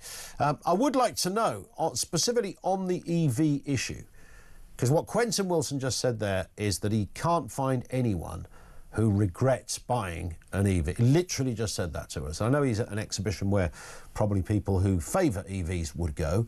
Nonetheless, do you concur with that? Is that your story of owning an EV? Nigel is down in London. Have you got one, Nigel? Did you have one and got rid of it? What's the story here? Good afternoon. We've got three vehicles. Good afternoon. I want to talk to you about that and solar panels. We've got a Range Rover petrol, a big juicy thing. Yeah. We've got an electric EV Skoda Enyaq, and my wife has just changed her car and bought a Hyundai Kona hybrid petrol. Now, I will tell you one thing about Quentin Wilson, God bless him. Electric cars are surely one thing only, they're rubbish. And I'll tell you why they're rubbish, shall I? Because, like anything to do with a battery, when the weather gets cold, the range diminishes dramatically. Now, I did a job a little while ago. I had to go to, where was it? Just north of Birmingham. It was 130 miles away. Yep. I went to Birmingham on a full 100% charge, but on the way back, I had to stop 30 miles away to top up because my range, even though it's supposed to do 347 miles, not in the hottest days of the Sahara will it ever do it. Now, the other thing you got to bear in mind, you got to predict your range, number one. Yeah. Number two, they're more expensive to insure than petrol and hybrid or diesel cars. And number three, insurance companies write them off a lot more when they do repairs. So if you got to do a repair involving the battery costs tens of thousands of pounds. And my advice to you, if you're looking for a car, get a great petrol hybrid. And the one I'm in now, my wife's brand new Kona, is absolutely fantastic. And can I just say one thing about solar panels? Yeah. Well, we live in Vegas as well. We live over there. 330 days of sunshine a year there. We don't have solar panels on the house because, A, they're expensive to put in. Eventually, they will need replacing. Mm-hmm. You've got to check on your insurance whether you can have them because it's structurally for the roof. Yep. And if it costs you $20,000 to put them in, how long is it going to take for you to get the $20,000 back on your savings? Think about that. That's a very good point. I mean, the hidden cost, of course, is the cost of installing the darn thing, right? Of course, and then you've got some form of battery. Yeah. I mean, honestly, and we haven't really got the great weather like wind farms. Well, we don't get a lot of wind here every day to give wind farms the assistance that they need. But if you're thinking of changing your car, did you say you got a Toyota Aygo? Yeah. I think you may have mentioned. My wife has just gone from a Mini Countryman 2-litre petrol to a Hyundai Kona hybrid automatic ultimate trim.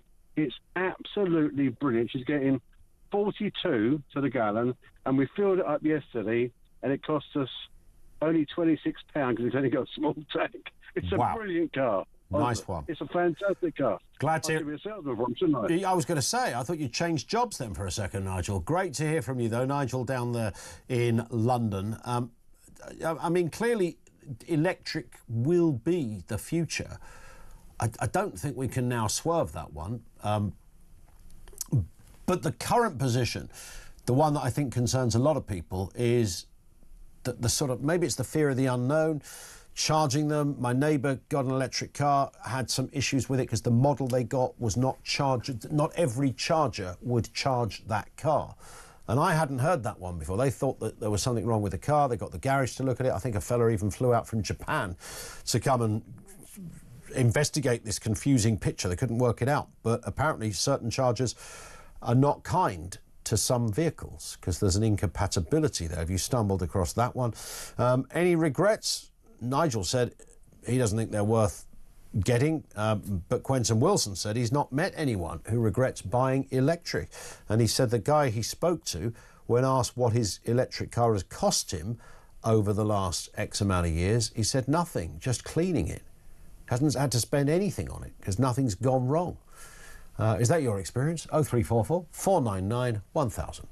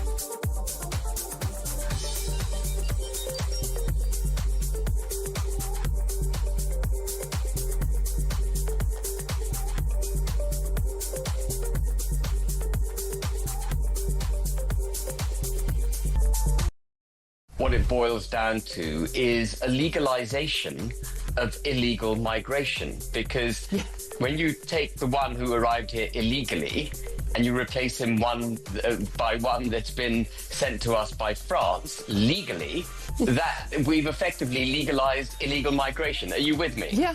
And so nothing could do more than to encourage people from their general movement from Syria, North Africa and elsewhere into Europe than this scheme.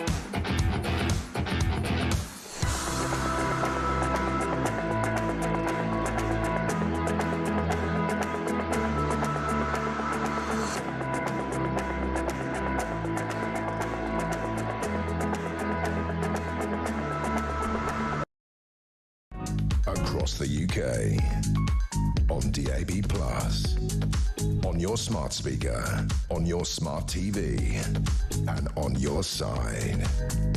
This is Talk. It is Talk, with a mouthful of Easter Haribo, which they're giving away here for free at Talk Towers. Thank you to Joe on the reception. Right, Voice of Doom time. This is day... Is it 13? It's day 13. So remember, our record for the Mystery Voice is 14 days. So we're nearly there. I've no idea why this one has taken so long for somebody to get. And I say that because I think we've had far more cryptic ones and difficult ones that have surprised us. They've gone on day one, but this one just keeps on rolling over. It's day 13 of the Mystery Voice. Remember, it always has a political flavour to it, so it might be a politician past or present, could be somebody connected to politics, but think in that ballpark. Here's the question: who is this? Political decisions were taken.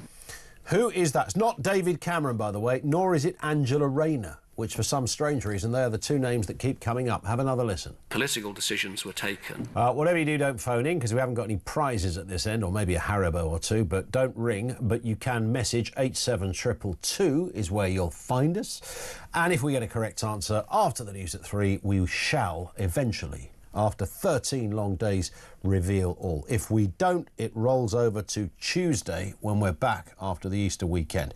Here it is again. Political decisions were taken. Who is that? 87222. Back to your calls. Anne is in Sussex. How are you doing, Anne? I'm fine, thank you very much. Good. Yes, and how are you, Ian? Yeah, very good, thanks. Yeah, what are you thinking? Well, now there's another proposal that we will do this, close down the hotels and get people out into other towns, villages, whatever. I'm really concerned, because the numbers that are coming over are enormous. We haven't got enough housing for our young people or our local people, and this is another bright idea. And it seems to me it would be just like the idea of transferring the care of older people from central government to local council taxpayers, increasing council tax.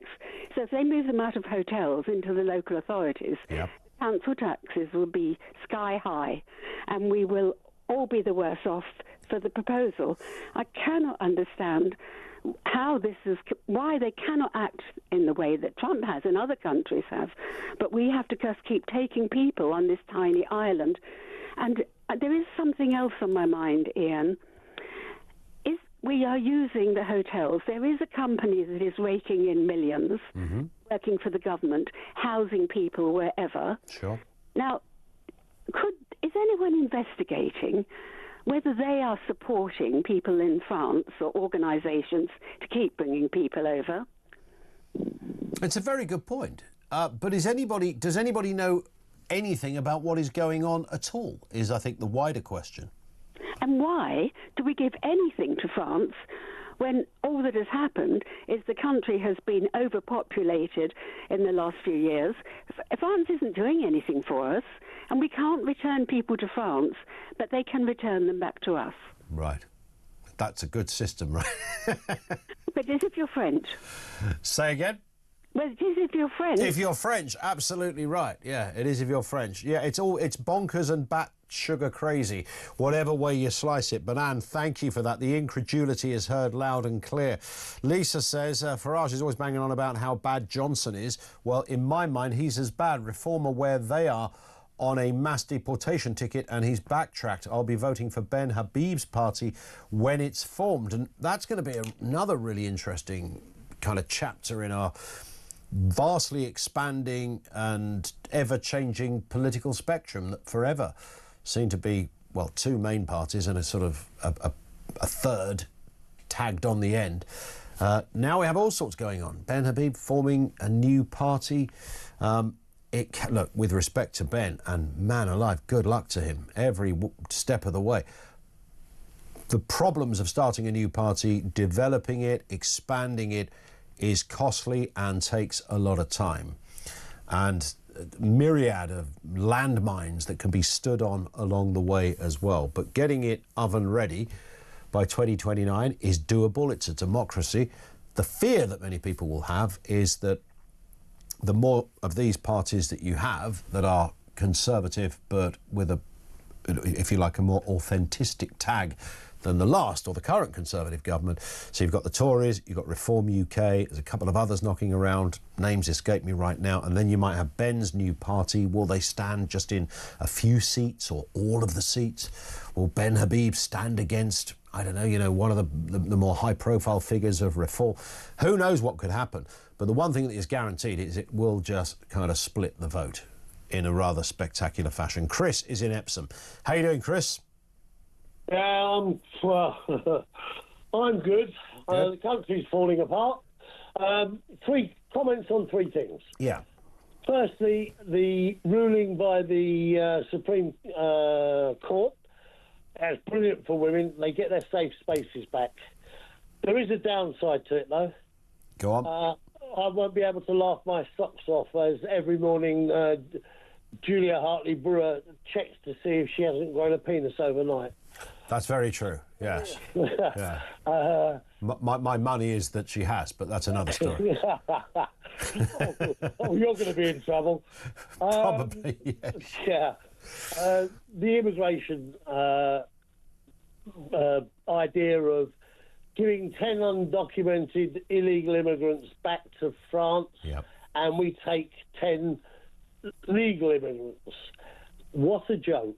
Yeah. That is nothing but manipulation, because those 10 that we're going to take, because they're documented or they're approved, that's giving them immediate access to housing, health, dentistry, schooling, doctors, all the... Well, I don't know why any country would be considering doing anything like that, bearing in mind the crisis, literally the crisis we have with, just take 2 of those areas, the NHS and housing. So why would you be adding to your population? It's complete madness. Macron must have wet his knickers laughing when the minister gave him that idea. That's what we do. Yeah. I mean, it's a joke, because not only do we take 10 in that are have immediate access to all the infrastructure, but the 10 we send back to France, they're not going to put them in the detention centre. They're going to jump on another boat and come back again. That's exactly the fear, and we know how these things work. That's exactly what is likely to happen. Listen, Chris, I've got to move, but thank you very much indeed for that. Some comments on electric cars before we go to the news. The problem with the government is they cannot be trusted, says Catherine in Cardiff. Just ask all those who were enticed into buying diesel vehicles a decade ago, only to subsequently be sold down the river. Remember, that's the big diesel revolution. Go diesel, go diesel. So a lot of people went, oh, OK, well, it sounds a bit weird. But I thought that was a bit weird at the time. Diesel, that's better than... really? OK, well, we'll run with it. Let's all go diesel. And they went, oh, no, sorry, you know that diesel thing we told you about? Yeah, can you just forget that? What, bought a 20 grand car, mate? Yeah, we didn't really mean to say diesel. When we said diesel, what we meant to say was not diesel. Oh, I see. Well, the very opposite to what you actually... Yeah, it's a very easy mistake when you're literally running the country, isn't it, you fools? This from Alison, who says, I bought a Toyota Hybrid. It's brilliant. However, I had to buy a battery charger to trickle charge it during the winter, as I do not use it daily. It's the best car I've ever owned. I would not buy full electric, though. I filled up with petrol last year. And one from Mike in Colchester. I had a Tesla Model 3 for the last 2.5 years and 18,000 miles. Last year we drove 7,500 miles and spent a total of 295 quid on electricity, including a round trip to Lyon in France. That's just 4p a mile between home and public charging. The tyres have another 12,000 miles on them. I changed the cabin filter after 2 years. That cost 35 quid, which is the total cost of maintenance. We also have solar at home, batteries in our house. The excess electricity we generate and export to the grid pays for our gas bill and charging the car. Payback will be 6 to 7 years. Your previous caller, Nigel, was talking nonsense. Book a test drive and see for yourself, Ian. It's great. Thank you, Mike, for that. Coming up in the next hour, more comment from you. Do you regret buying an electric car, or has it been and proven to be the best thing ever? That's the debate Quentin Wilson began. And the voice of doom. Here's the question. Who is this? Political decisions were taken. Oh, man, do we need an answer. It's day 13. If you think you know, the other side of the news.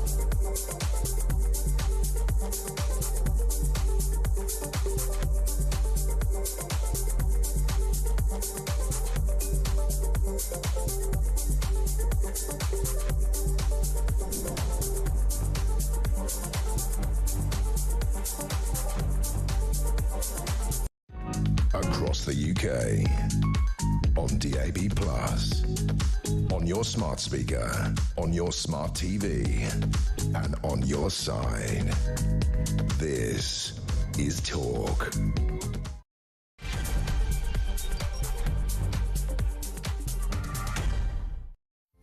Coming up on 3 minutes after 3 o'clock. Welcome back to the home of common sense. We move nicely into the Easter weekend. I hope whatever you're doing, it's going to be fruitful and wonderful. The weather's going to be, well, a little bit iffy, but not... No hurricanes are planned, but not a lot of sun either, from what I can gather. Meantime, we continue with the agenda at this end. A year high of 705 illegal migrants crossed the Channel. Yes, there's a number of migrant-based stories on this one. Prime Minister is pushing for a one-in, one-out asylum deal with France. What the hell does that even mean? How would it even solve the problem? The trouble there is he doesn't see a problem. And he also faces calls to scrap the hotel contracts that drain 2.8 billion quid from the foreign aid budget every single year. Where would you rather the money went? to the asylum hotels or to the foreign aid budget? This is what MPs, Labour MPs in particular, are weighing up. Should it be the foreign aid budget? Should it be this? I think most people go, well, what about the NHS maybe, or schools or roads, that kind of stuff? Fix the roads. Also this afternoon, the Supreme Court's ruling that only biological women are women could have wide-ranging consequences from female toilets to elite sport. But will Labour finally stand up for women's rights? I'd say don't hold your breath on that one. We'll have details in just a moment. And scientists said they found a strong hint of alien life on a planet 124 light years away in what they call a huge transformational moment. Everything you need to know, all the breaking news right here on Talk 0344 499 1000. You know space stuff? You know you either get it or you don't get it. Like 124 light years away, I literally have no idea what that sentence... I just read it out. I do not know what that means. Is 124 light years away, does that mean it would take 124 years to get there? Or is a light year longer than normal year? I don't know. Sam, you like Star Trek. What's the answer? What's a light year? How long it takes for the light to come back? Yeah, right, OK. So it'd take 124 years for the light to travel that distance. So would that mean an object would take longer to travel that distance? Right, so, to beam some light, like Spock style, to the place would take 124 years. To travel there, obviously, it would therefore take longer. It's not worth investing the money, is it, really? Although there might be some solutions to some of the stuff we've been talking about on another planet. Who knows? By the way, just before we get back to that issue of what the heck is happening in the world of the equalities and gender after that Supreme Court ruling yesterday, let's just do what they call the payoff here for the Voice of Doom. So the Voice of Doom has been going for 13 days. This is the mystery voice with a political angle to it. This is the voice we've been asking you to guess. Political decisions were taken. These are some of the answers we've had. Sir Patrick Vallance, no. Damien Green, it is not. Ben Wallace, David Davis, Dominic Cummings, Lord Frost, no. Jeremy Thorpe, no. Nick Clegg, it is not. Craig McKinley, no. George Pascoe Watson, interesting guess. It is not George. Douglas Murray, no. Nick Dubois, of course, former MP and sometimes presenter of this parish, did actually get it correct. But we've disqualified him because he works here, all right? So, and we've also reported him to Ofcom for trying to take part in a competition for gain, even though there is no gain because you don't win anything. We didn't get a right answer. We have no right answer, which means it goes to day 14, which will be on Tuesday when we're back after the Easter weekend. Day 14, stand by for that. 6 minutes after 3 o'clock. Now, organisations across the country are being told to review their equality policies or face legal challenges. This is after the Supreme Court's ruling about the legal definition of a woman. The ruling that the term woman doesn't include trans women means organisations have a legal basis to bar trans people with a gender recognition certificate from single-sex spaces. Some might decide not to, one assumes. Trans rights groups say the ruling is cruel, while Health Minister Karen Smith has declined to clarify which changing rooms trans individuals should use. Let's speak to Naomi Cunningham, barrister and chair of Sex Matters. Good afternoon to you, Naomi. Good afternoon. The bit that I could have written the day before this judgment was that a Labour health minister would do exactly what this one has said, and that's that we can't really answer the question. And I think we're going to see a lot of that. I wonder if we still will, because the question has been pretty clearly and conclusively answered by the Supreme Court now. Trans women are men. As far as the law is concerned, certainly as far as the Equality Act is concerned, trans women, even when they have gender recognition certificates, are men. And I completely agree. There should be no grey area because it's been clarified unequivocally by, 5 very legally savvy and very bright people who've looked at all the detail. Didn't come from any political angle on this. They were doing this objectively and, in the eyes of how it's set against the Equalities Act and all that. They did all that correctly. But I still sense, Naomi, that some politicians who've spent the last goodness knows how many years travelling TV and radio studios unable to answer this question about the definition of a woman, and won't be drawn on the issue of, you know, what facilities should be available, what sports people should take part in. People who politically have that as part of their thinking, I would guess, will probably remain hesitant about adopting or embracing this ruling. Yes, I really find it very hard to predict. My feeling at this point is that we're poised at a point of radical change, where until yesterday, most people assumed that for the purposes of the Equality Act, a gender recognition certificate, at any rate, turned you from one sex into the other. And now we know that it doesn't. As far as the Equality Act is concerned, it doesn't. And that means that all the single-sex exceptions, all the exceptions that make it lawful to run single-sex services and spaces, make it lawful to run single-sex services and spaces on the basis of biological sex only. And will make it very difficult to do anything else, in fact. Once the conditions are there, and the conditions are very often there in many commonplace situations, to say this is a women-only space or a men-only space, then you've got to hold the line. It is women-only or men-only, and that means no exceptions, no arbitrary, capricious, well, mostly not men, but this particular man, because he looks like a woman, or because he thinks he's a woman, or because he wishes he was a woman, he can come in. You can't make those sorts of exceptions. If the space is a single-sex space, it's got to be a single-sex space, and that's the end of it. I was about to say, in terms of what individual companies do, can they adopt their own policy here? They're going to find it very difficult. I think that's fraught with legal risk, because the single-sex exceptions, which the default position under the Equality Act is that mostly discrimination on grounds of sex is unlawful in the workplace or in services and public functions and so on. And there are specific exceptions that say when you need to do something on a single-sex basis, then you're allowed to. But what that doesn't say is that you can do something on a sort of kind of single-sex basis, but when you feel like it, you can admit someone of the wrong sex. So I think if they try to do that, if they say, well, this is a trans-inclusive organisation, and our single-sex spaces, our women's toilets, women's changing rooms and so on, are open to anyone, any man, either with a gender recognition certificate saying he's a woman or who self-identifies as a woman, then they're not using the single-sex exception as it's designed to be used, and they're, I think, very arguably, possibly more than arguably, taking themselves outside the scope of its protection, with the result that any other man who is excluded is entitled to say that he's suffered sex discrimination. I was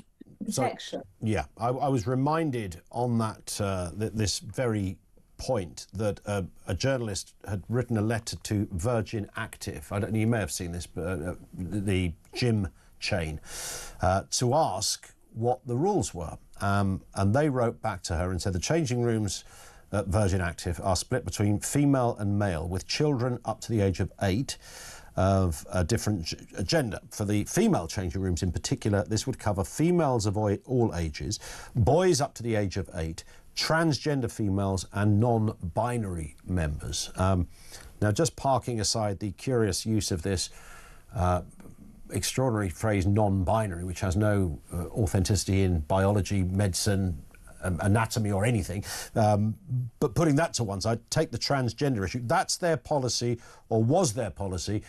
If they advertise that as their policy, would they be breaking the law now? It's difficult to see why they're not. If they're letting some men use those changes, there are various ways in which they could be said to be breaking the law. In a way, the most obvious one after the Supreme Court judgment yesterday is that they're discriminating against any man who doesn't say he's non-binary or transgender, who might want to use those or have access to those spaces on grounds of his sex. And they're only entitled to do that if they're properly using the single-sex exception, and if they're letting some men in, they're not. So they lose the protection of it. But there are other ways in which perhaps naturally, more intuitively, they can be said to be breaking the law.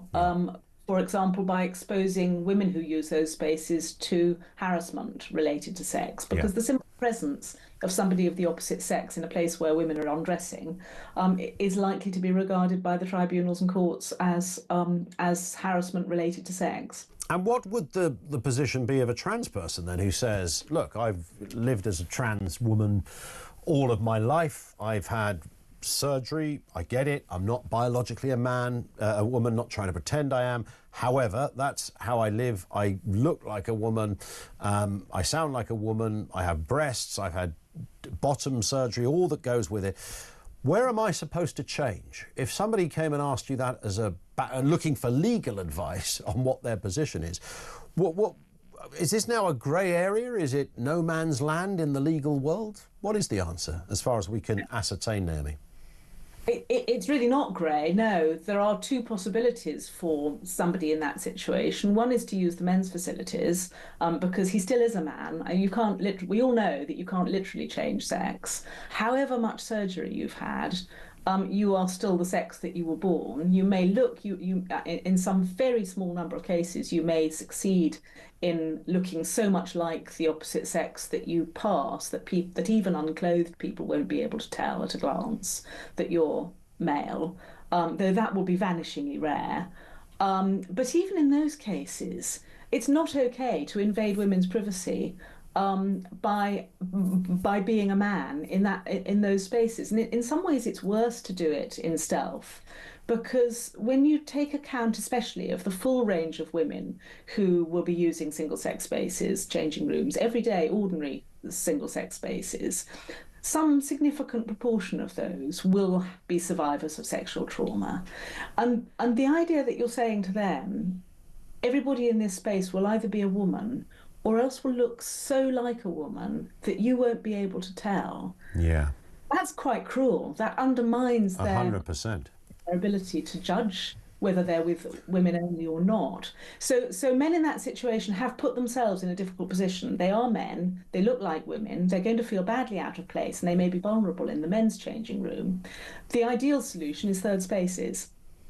But what's not a solution is to use women as human shields against the unwanted attentions of men in men's spaces, and say that it's okay to invade women's privacy because those men have made themselves unwelcome or unsuitable or vulnerable in men's spaces. But the best thing is a third space, a family changing room or something of that sort. Yeah. We don't hear this discussion much with trans men and changing rooms. I know there are obviously a vulnerability component to that argument that are fairly obvious, but somebody did point out at the beginning of the week that, if you are a trans man and you are so born female and you are clearly still female, but you present, that horrible phrase, as a man, and you have biceps and you're buff and you look the part, then that person would be expected to go into the female changing room. Now, lots of females might feel fairly intimidated by somebody that looks like a bodybuilder and looks male, might not be naked, but they certainly look male, coming into their changing rooms. But based on this, they might have to do that. That's not, in fact, the case. And this is something that is specifically addressed, interestingly, in the Supreme Court judgment. There is a specific provision, it's paragraph 28 of Schedule 3 to the Equality Act, which says that it is permissible to discriminate on grounds of gender reassignment in relation to single-sex or separate-sex spaces or services. And what we now understand that means is that somebody who has made themselves unsuitable for a single-sex space for their own sex because they've made themselves look sufficiently like the opposite sex that they won't fit there, then if it is a proportionate means of achieving a legitimate aim to exclude them from that space, then that is still lawful. So and it will be if they've made themselves look sufficiently like the opposite sex that they will cause upset and alarm. They appear in that space. So that would be that's a demonstrable no if somebody was agitating to use the facilities and told that if they were told they had to use the women's facilities, though, that wouldn't be their choice, would it? No, I mean, people who have modified their appearance to that extent have put themselves in a difficult position, Right. undoubtedly. And what this means is that a woman who has modified her body, modified her appearance to that extent, it's not a good idea for her to use the men's, because obviously she's going to be vulnerable in the way that another, maybe to a lesser extent, if she successfully passes as male, than an ordinary woman would be in that space. But nevertheless, she's likely to be vulnerable in the men's space, and also she's not entitled to be there because she's not male. Yeah. And she may also be excluded from the women's space under paragraph 28 of Schedule 3.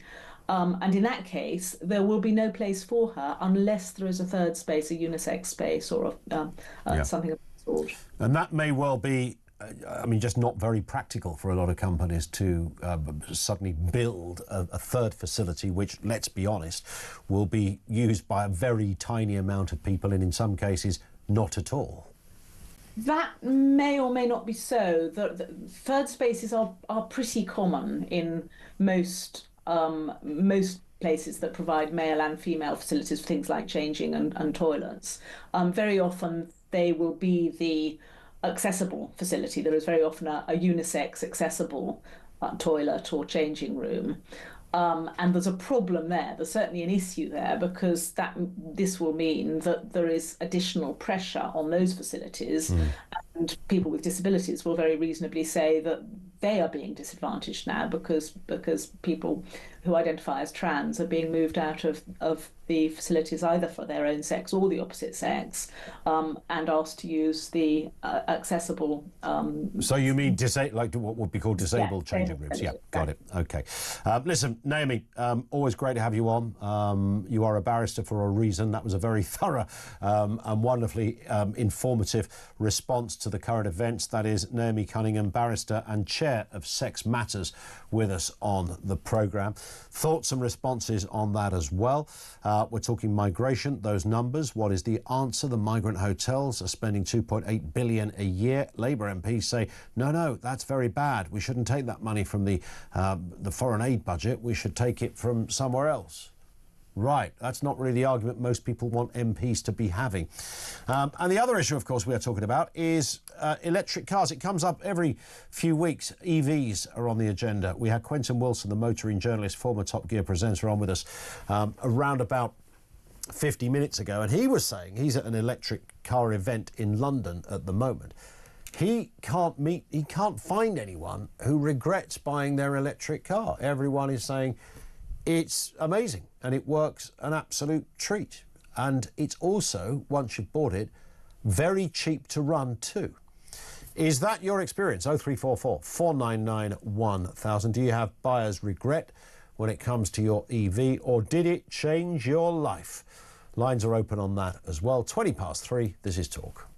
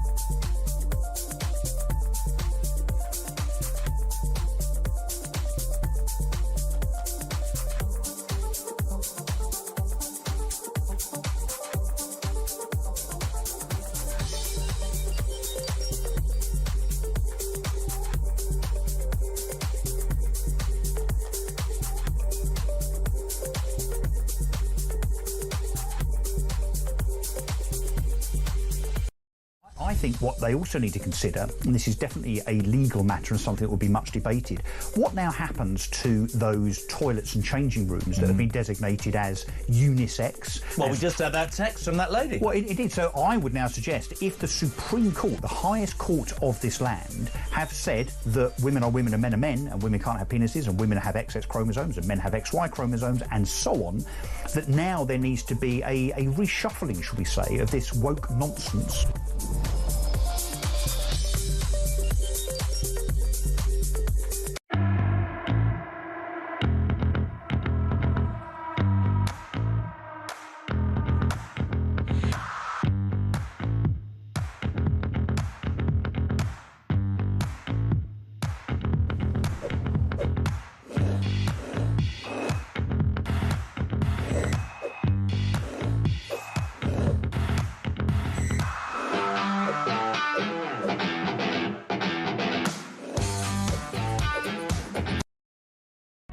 Across the UK, on DAB+, on your smart speaker, on your smart TV, and on your side. This is Talk. 24 minutes after 3 is where... 24 minutes after 3 is the time where you'll find us is 03444 Bum Services on the M25. How you doing, Andrew? Oh, good afternoon, Ian. Nice to have you with us. Have you stopped to pay about 50 quid for a sandwich? Is that what it is? No. I heard the thing come on about electric cars, and I thought I've got to get on here because I've got good experience. Have you got one? I have. I've got a Tesla Y model long range. Okay. I've had it for just over 2 years, and I've done 110,000 miles. And I use it for private hire purposes, like taxi purposes. Okay. I would imagine that cost a few quid to start with. Yes, it cost me £55,000 to buy new. Wow. In December 22, I had to do it because I sold my old diesel Euro 6, and under TfL regulations, under Sadiq Khan, he wanted everything electric in if you bought a new car to go electric or plug-in hybrid. So I was scouring the internet, and this is the one that I actually decided to buy. Got it.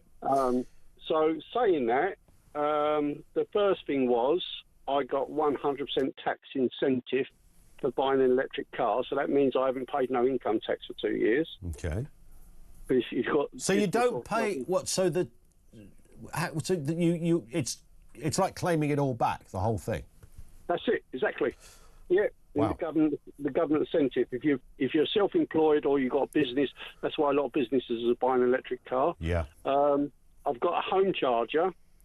So it only cost me about £5 for a full charge. Sure. I get about 300 miles of range now. I used to get about 320 miles of range, but after doing 110,000 miles, obviously the battery has degenerated slightly, but it doesn't affect anything. So it saves me about £360 a week on fuel. Blimey. Yeah. And also, there's no servicing costs. I used to spend £3,000 a year on servicing. I haven't had to touch the car as regards to servicing at all. As one gentleman said, I've only had to wash it, put screen wash in, and just change the tyres. And that seems to right, because the only component under the hood, to coin the American phrase, is a battery.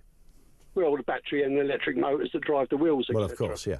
But I've got dual motors. So 360 quid a week on petrol, you're saying. It says about 17,000 a year.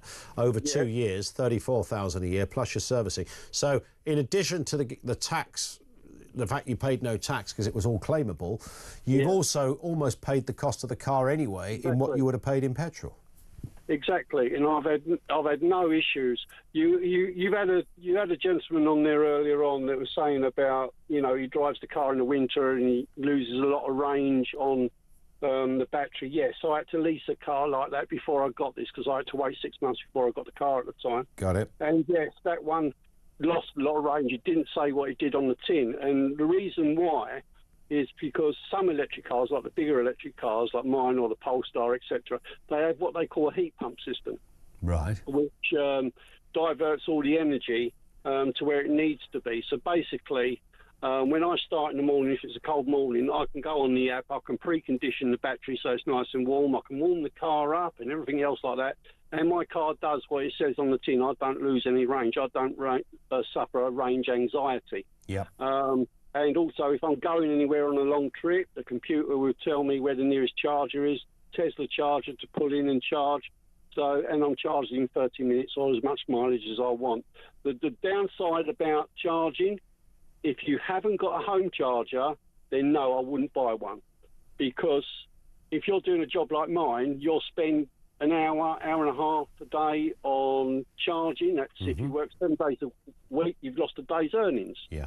The other side of the coin is, one, I've got the home charger, which only costs me 7 pence a kilowatt. Sure. If I go to a Tesla charger, it's 34, 40 pence a kilowatt, which is about £16 to charge the car. If I go to the others, like what we were talking about, the grid serves and all them public chargers that are in petrol stations, they're about 85 pence a kilowatt, which is no different than putting fuel into a car. So they are expensive. That's, yeah. So I keep hearing that about the home charger, that is key and crucial to everything. Yeah, if you haven't got a home charger, it's all right if you don't do a lot of mileage, and as you say, you can do what they call granny charging, trickle charging, and that runs off your normal home plug socket of 3 kilowatts. Yep. So that doesn't cost anything. If you don't do a lot of mileage, you can just plug it into that. 24 hours, you'll get a charge or do anything you want.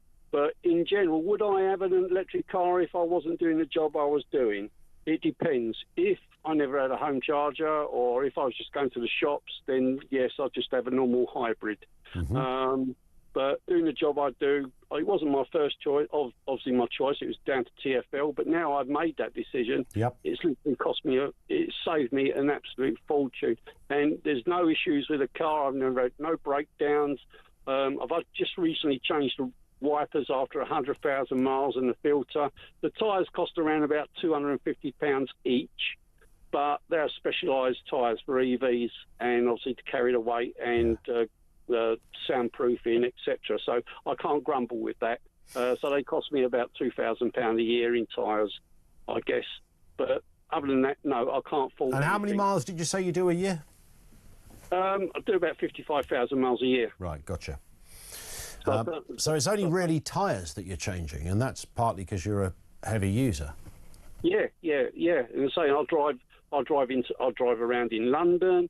I'll drive on the motorway. I have no issues whatsoever with anything. The only rules that are changing now is obviously when my tax is due again, be December, I have to pay tax now, which is £196 a year, which was free. I can't grumble. I was paying £360 a year on my Mercedes. Got it. And then obviously the congestion charge is changing because obviously I won't be exempt from congestion charge come the end of the year because that's changing now. They're doing that away for electric cars. Yeah.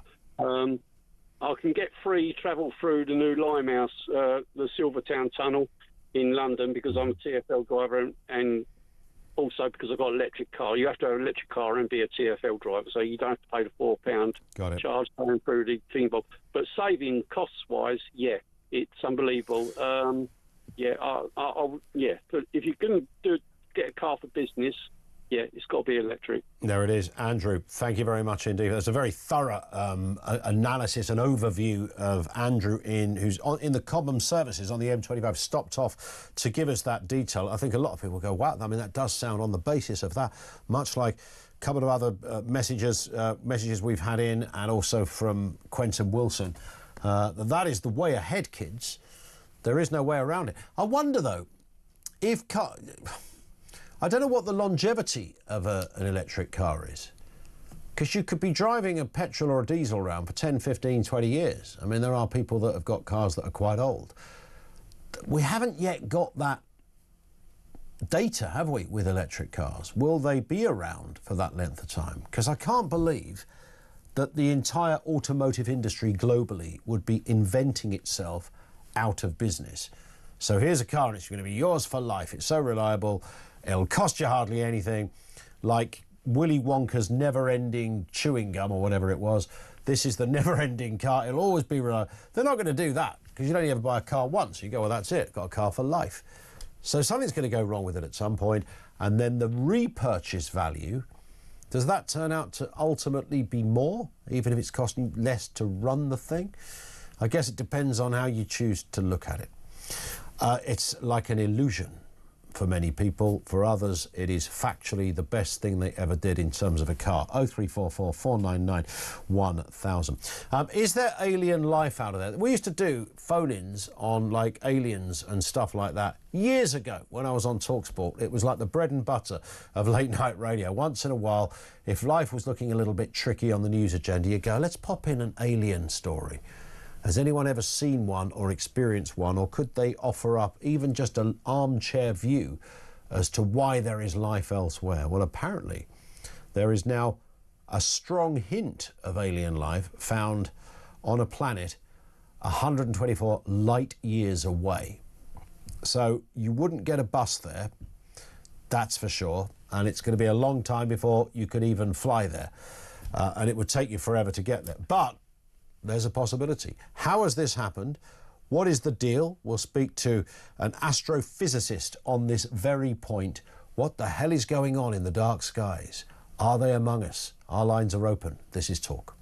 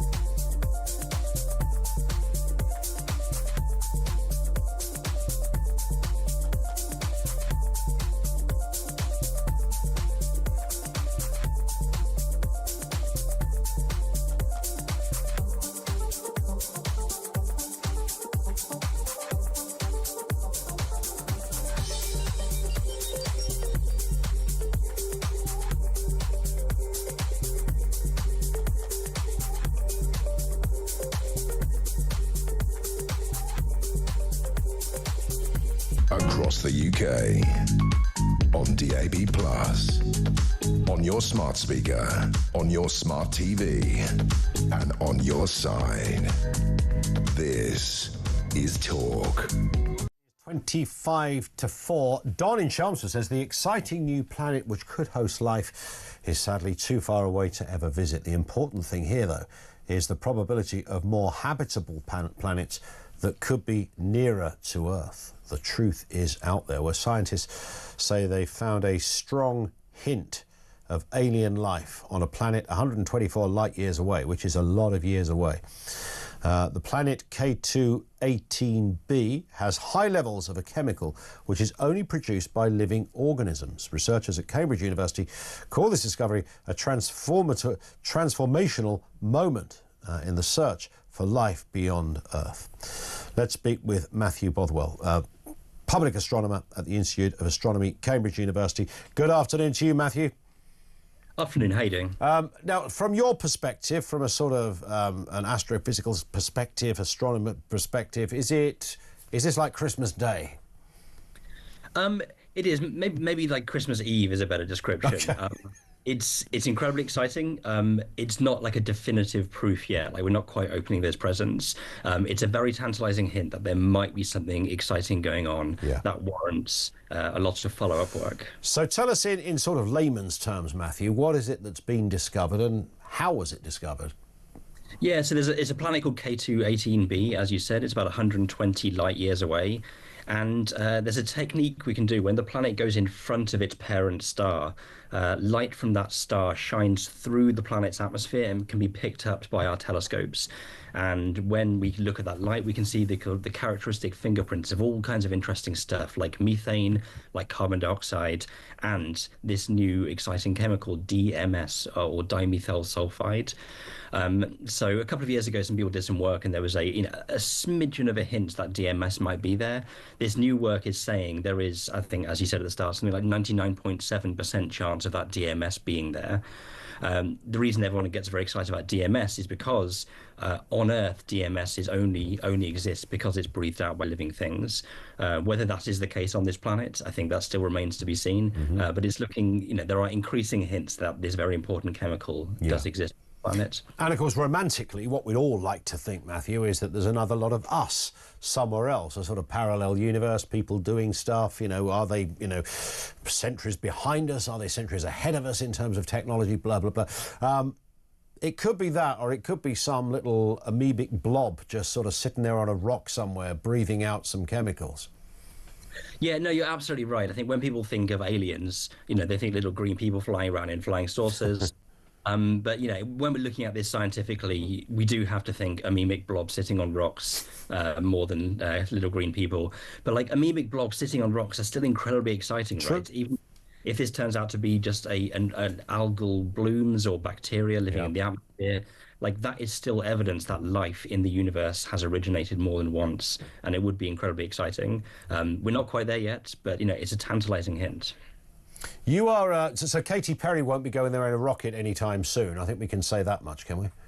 Well, it would take a very long time. I think the fastest rocket ever made would take millions upon millions of years. I'm all right with that, by the way, but that's another thing.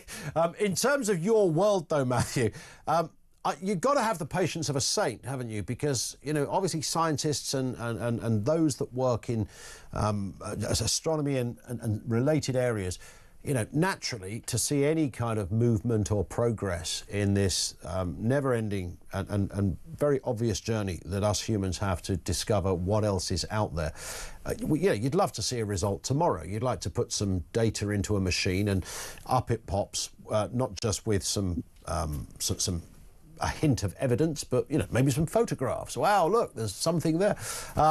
But it's like turning an oil tanker around, isn't it? Which is why you guys have so much patience. You've got to wait not just weeks, but maybe years and sometimes decades before you could get to discovering even more robust and tangible facts about what might be there. No, you're absolutely right. Yeah, the science moves very slowly, right? And the reason it moves very slowly is because we want to be absolutely sure before we say things. Yeah. To build an instrument like James Webb that made this new discovery, the plans for James Webb were being laid in the mid-90s, and it took about 3 decades to launch, right? Yeah. You get one of these instruments per career almost. I think maybe being an astronomer helps, right? If you have this cosmic perspective where 100 million years is not very much at all, then we can wait a few decades for an amazing discovery. You might have heard a message I read out from Don in Chelmsford just before you came on, Matthew, who said the important thing here is the probability of more habitable planets that could be nearer to Earth. What's your take on that? Well, I mean, any habitable planet near to Earth is always going to be exciting. I think the issue of things being near to Earth at the moment isn't maybe all that important, only because the universe is so big. Our next door neighbor solar system in space is a star called Proxima Centauri. It has a pretty Earth-like planet orbiting around it. Our fastest rocket would still take maybe a couple of 100,000 years to reach that. And that's about as close as it gets. So the best we can do from now is study them from a distance. Yeah. I thought you were going to tell me that it was only one of those kind of Elon Musk type rocket rides away, but clearly not. No, it's about 200,000 years is about how long the human race has existed, right? Yes, so it gives you some perspective on what we're talking about. Is there anything, look, again, I don't suppose there's any straightforward answer to this, but how do we accelerate research? Because I would imagine that's as much part of the puzzle as anything else. How do we get quicker at discovery? How are we able to improve our techniques and technology that could either literally take us somewhere at a greater pace, or certainly speed up the process of knowing the answer to some of the things that you guys deal with every day? Well, it's a great question. I think there's a couple of answers to this. I mean, you can always speed up research by just giving more funding, right? With more funding, we can hire more scientists, we can hire more students, we can build more state-of-the-art facilities. So just putting money in always speeds things up. Yeah. But to some extent, I think when you're doing this level of cutting-edge science, you don't really want to move things fast, because if you move fast, you can make mistakes. Like being incredibly cautious and meticulous is the way that you do good science. So yeah, I think it's one of these times where patience is a virtue, I think. Yeah. And what about AI? Does that play a part in all of this? We've all had fun on some of those apps making weird photographs and things of whatever we like, because that's a bit of a giggle to do that. And wow, isn't it strange how far we progress? On a serious note, of course, the true implication, or the most useful implication of AI, is meant to be in lots of areas of scientific study, medicine and areas such as that. What about your world, Matthew? Is that likely to play a huge part going forward? It really does. It plays a huge part already, to be honest. Machine learning, artificial intelligence in astronomy has been part of things for years, and it's only getting bigger. One of the reasons is that the latest generation of telescopes, they can just see so much. No individual human being can ever look through it, right? We have these surveys with tens of millions of galaxies. There's no way to look through that. So the way you do it is that you train your AI algorithm to search the data for you. Yeah. They've come on. I remember as a kid going into, there was a camera shop near where I lived, and they sold telescopes as well. And it was extraordinary to go in there and take a little peek. And the fella in the shop used to say, look, you can see the top of a lamppost over there in Bank Street or something. That's about as good as it got. Now, of course, even domestic telescopes can, give you a beautiful shot of a crater on the moon. And the kind of stuff you're looking into goes clearly a lot further, but I'd imagine they are central. And it's cost about $10 billion rather than the £100 you might spend in your local camera shop. Yeah. But it's the same basic idea. It's a big mirror, it's something to capture the light. And yeah, things have just come on in a way that seems incredible. Like the James Webb Telescope, I think there's a good argument to be made that it's like maybe the most complicated advanced thing ever made by the human race. It seems like, to someone 20 years ago, it would have been complete science fiction what we're able to do with this thing. It's unbelievable. Yeah. And in terms of your next project, is it, I imagine you work on a number of things, but not just this, but how much prominence is this discovery, this latest discovery, or this hint of alien life, if you like? How much prominence will that continue to form in your research? So in terms of the research that the department's doing, it's going to be absolutely central. The whole field of exoplanet science has been questing for these biosignatures, for these signs of life. Yeah. Finding a robust, unambiguous biosignature is the holy grail of this whole field, right? And even though we're not quite there yet, I think this line of attack, like this way of doing the research and asking the questions, this is going to be what people are doing for the next few years. Absolutely. Yeah. Do you ever have a moment where are there kind of almost outtakes in the lab when peeking through the I'm sure Galileo must have struggled with the odd hair on the end of a lens back in the day and the like, but do those moments happen where, oh my goodness, look, I can see something? Oh no, it's not. It's Bob's sandwich that has just got onto the edge of the glass there. Yeah, maybe not a sandwich, but absolutely. Yeah, like you're running your computer code and it tells you something very exciting, and then you go and double check, and it turns out it wasn't there at all. Yeah, it's a big hazard with modern research, actually. Yeah. We've developed these techniques to get around that. So what we tend to do is analyze the data blind. So we take our exciting data, and then you just add a whole bunch of noise to it, so it just looks like garbage. And then you do all your careful analysis, and then only when you're really happy, you take the noise away, and it's like you open the envelope and you see what the answer is. Yeah. And it stops you from sort of putting your thumb on the scale, and getting too excited too early. I'm sure. And I guess, you mentioned telescopes and the just unthinkable ability that the telescope has these days. Is there a danger that you can almost be a victim of your own success in that one? I was talking to a doctor who was saying that scanning, the human body and organs is amazing now, and everything that can be done. There is a slight downside in that scans can often throw up lots of things that you couldn't see before, and often even great medical brains don't necessarily know what they are. So you might have some invasive procedure only to discover, it was nothing at all, because scans are so good. And there's ways of course, of addressing that. Is that similar with working with these kind of incredibly advanced telescopes, that you can see stuff stuff that might look significant but perhaps means nothing at all? Well, absolutely, the answer is yes. And in some sense, that's what you want. Like, if you spend 10 billion quid on a telescope, you want it to show you things that you don't know how to explain, right? That you've never seen before. If you build a very big fancy telescope and it just shows you what you already know, maybe it wasn't a very good use of money. But the James Webb Telescope, it's done completely the opposite. It has shown us the early universe. We were saying how good the James Webb Telescope is. It can look more than 13 billion years back in time to the start of the universe. And it's showing us stuff that we don't really know how to explain. There are lots of black holes that are way too big. There are lots of galaxies that are way too big. We don't know how to explain that right now. And I guess this is where it's nicer to be an astronomer than a doctor, right? If we see things we can't explain, it's less problem. We just get very excited and we get to keep on doing science. Well, I hope, Matthew, you come back on and talk to us when you find that explosive explanation for some, curious event out there. It'd be lovely to speak again. Thank you in the meantime. Have a great Easter weekend, sir. Matthew Bothwell, who's public astronomer at the Institute of Astronomy at Cambridge University. Big old news in his world, but I guess significant elsewhere. It's a long way away, but it's a strong hint of life elsewhere, but it's 124 light years away, so there is a little bit of a transportation issue. In the meantime, they'll keep on looking. 0344 499 1000. Back with more from you coming next on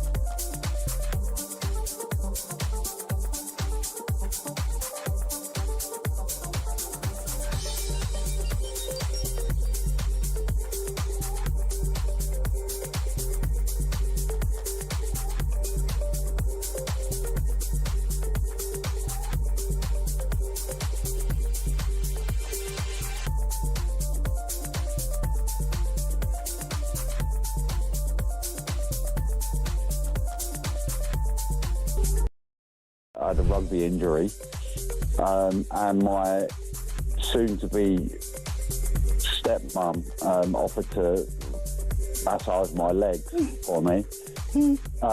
And to cut a long story short, I'm now in a relationship with my what was stepmum, and I had to break that to my dad. The news to my dad that I was, squaring his wife away.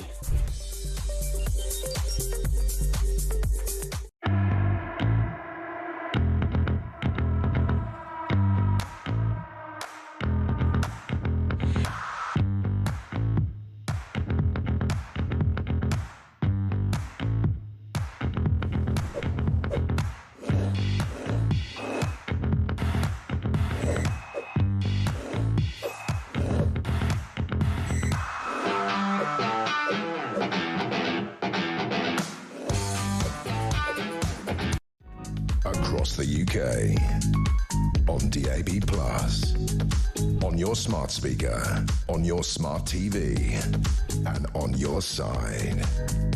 This is Talk. Is there anybody out there in the world of the universe, even? Who knows? They've been trying forever. Of course, there's lots of films, books, goodness knows what else, and theories around what is going on. If you listen to David Icke, he will tell you that, you know, you think we're the only people here?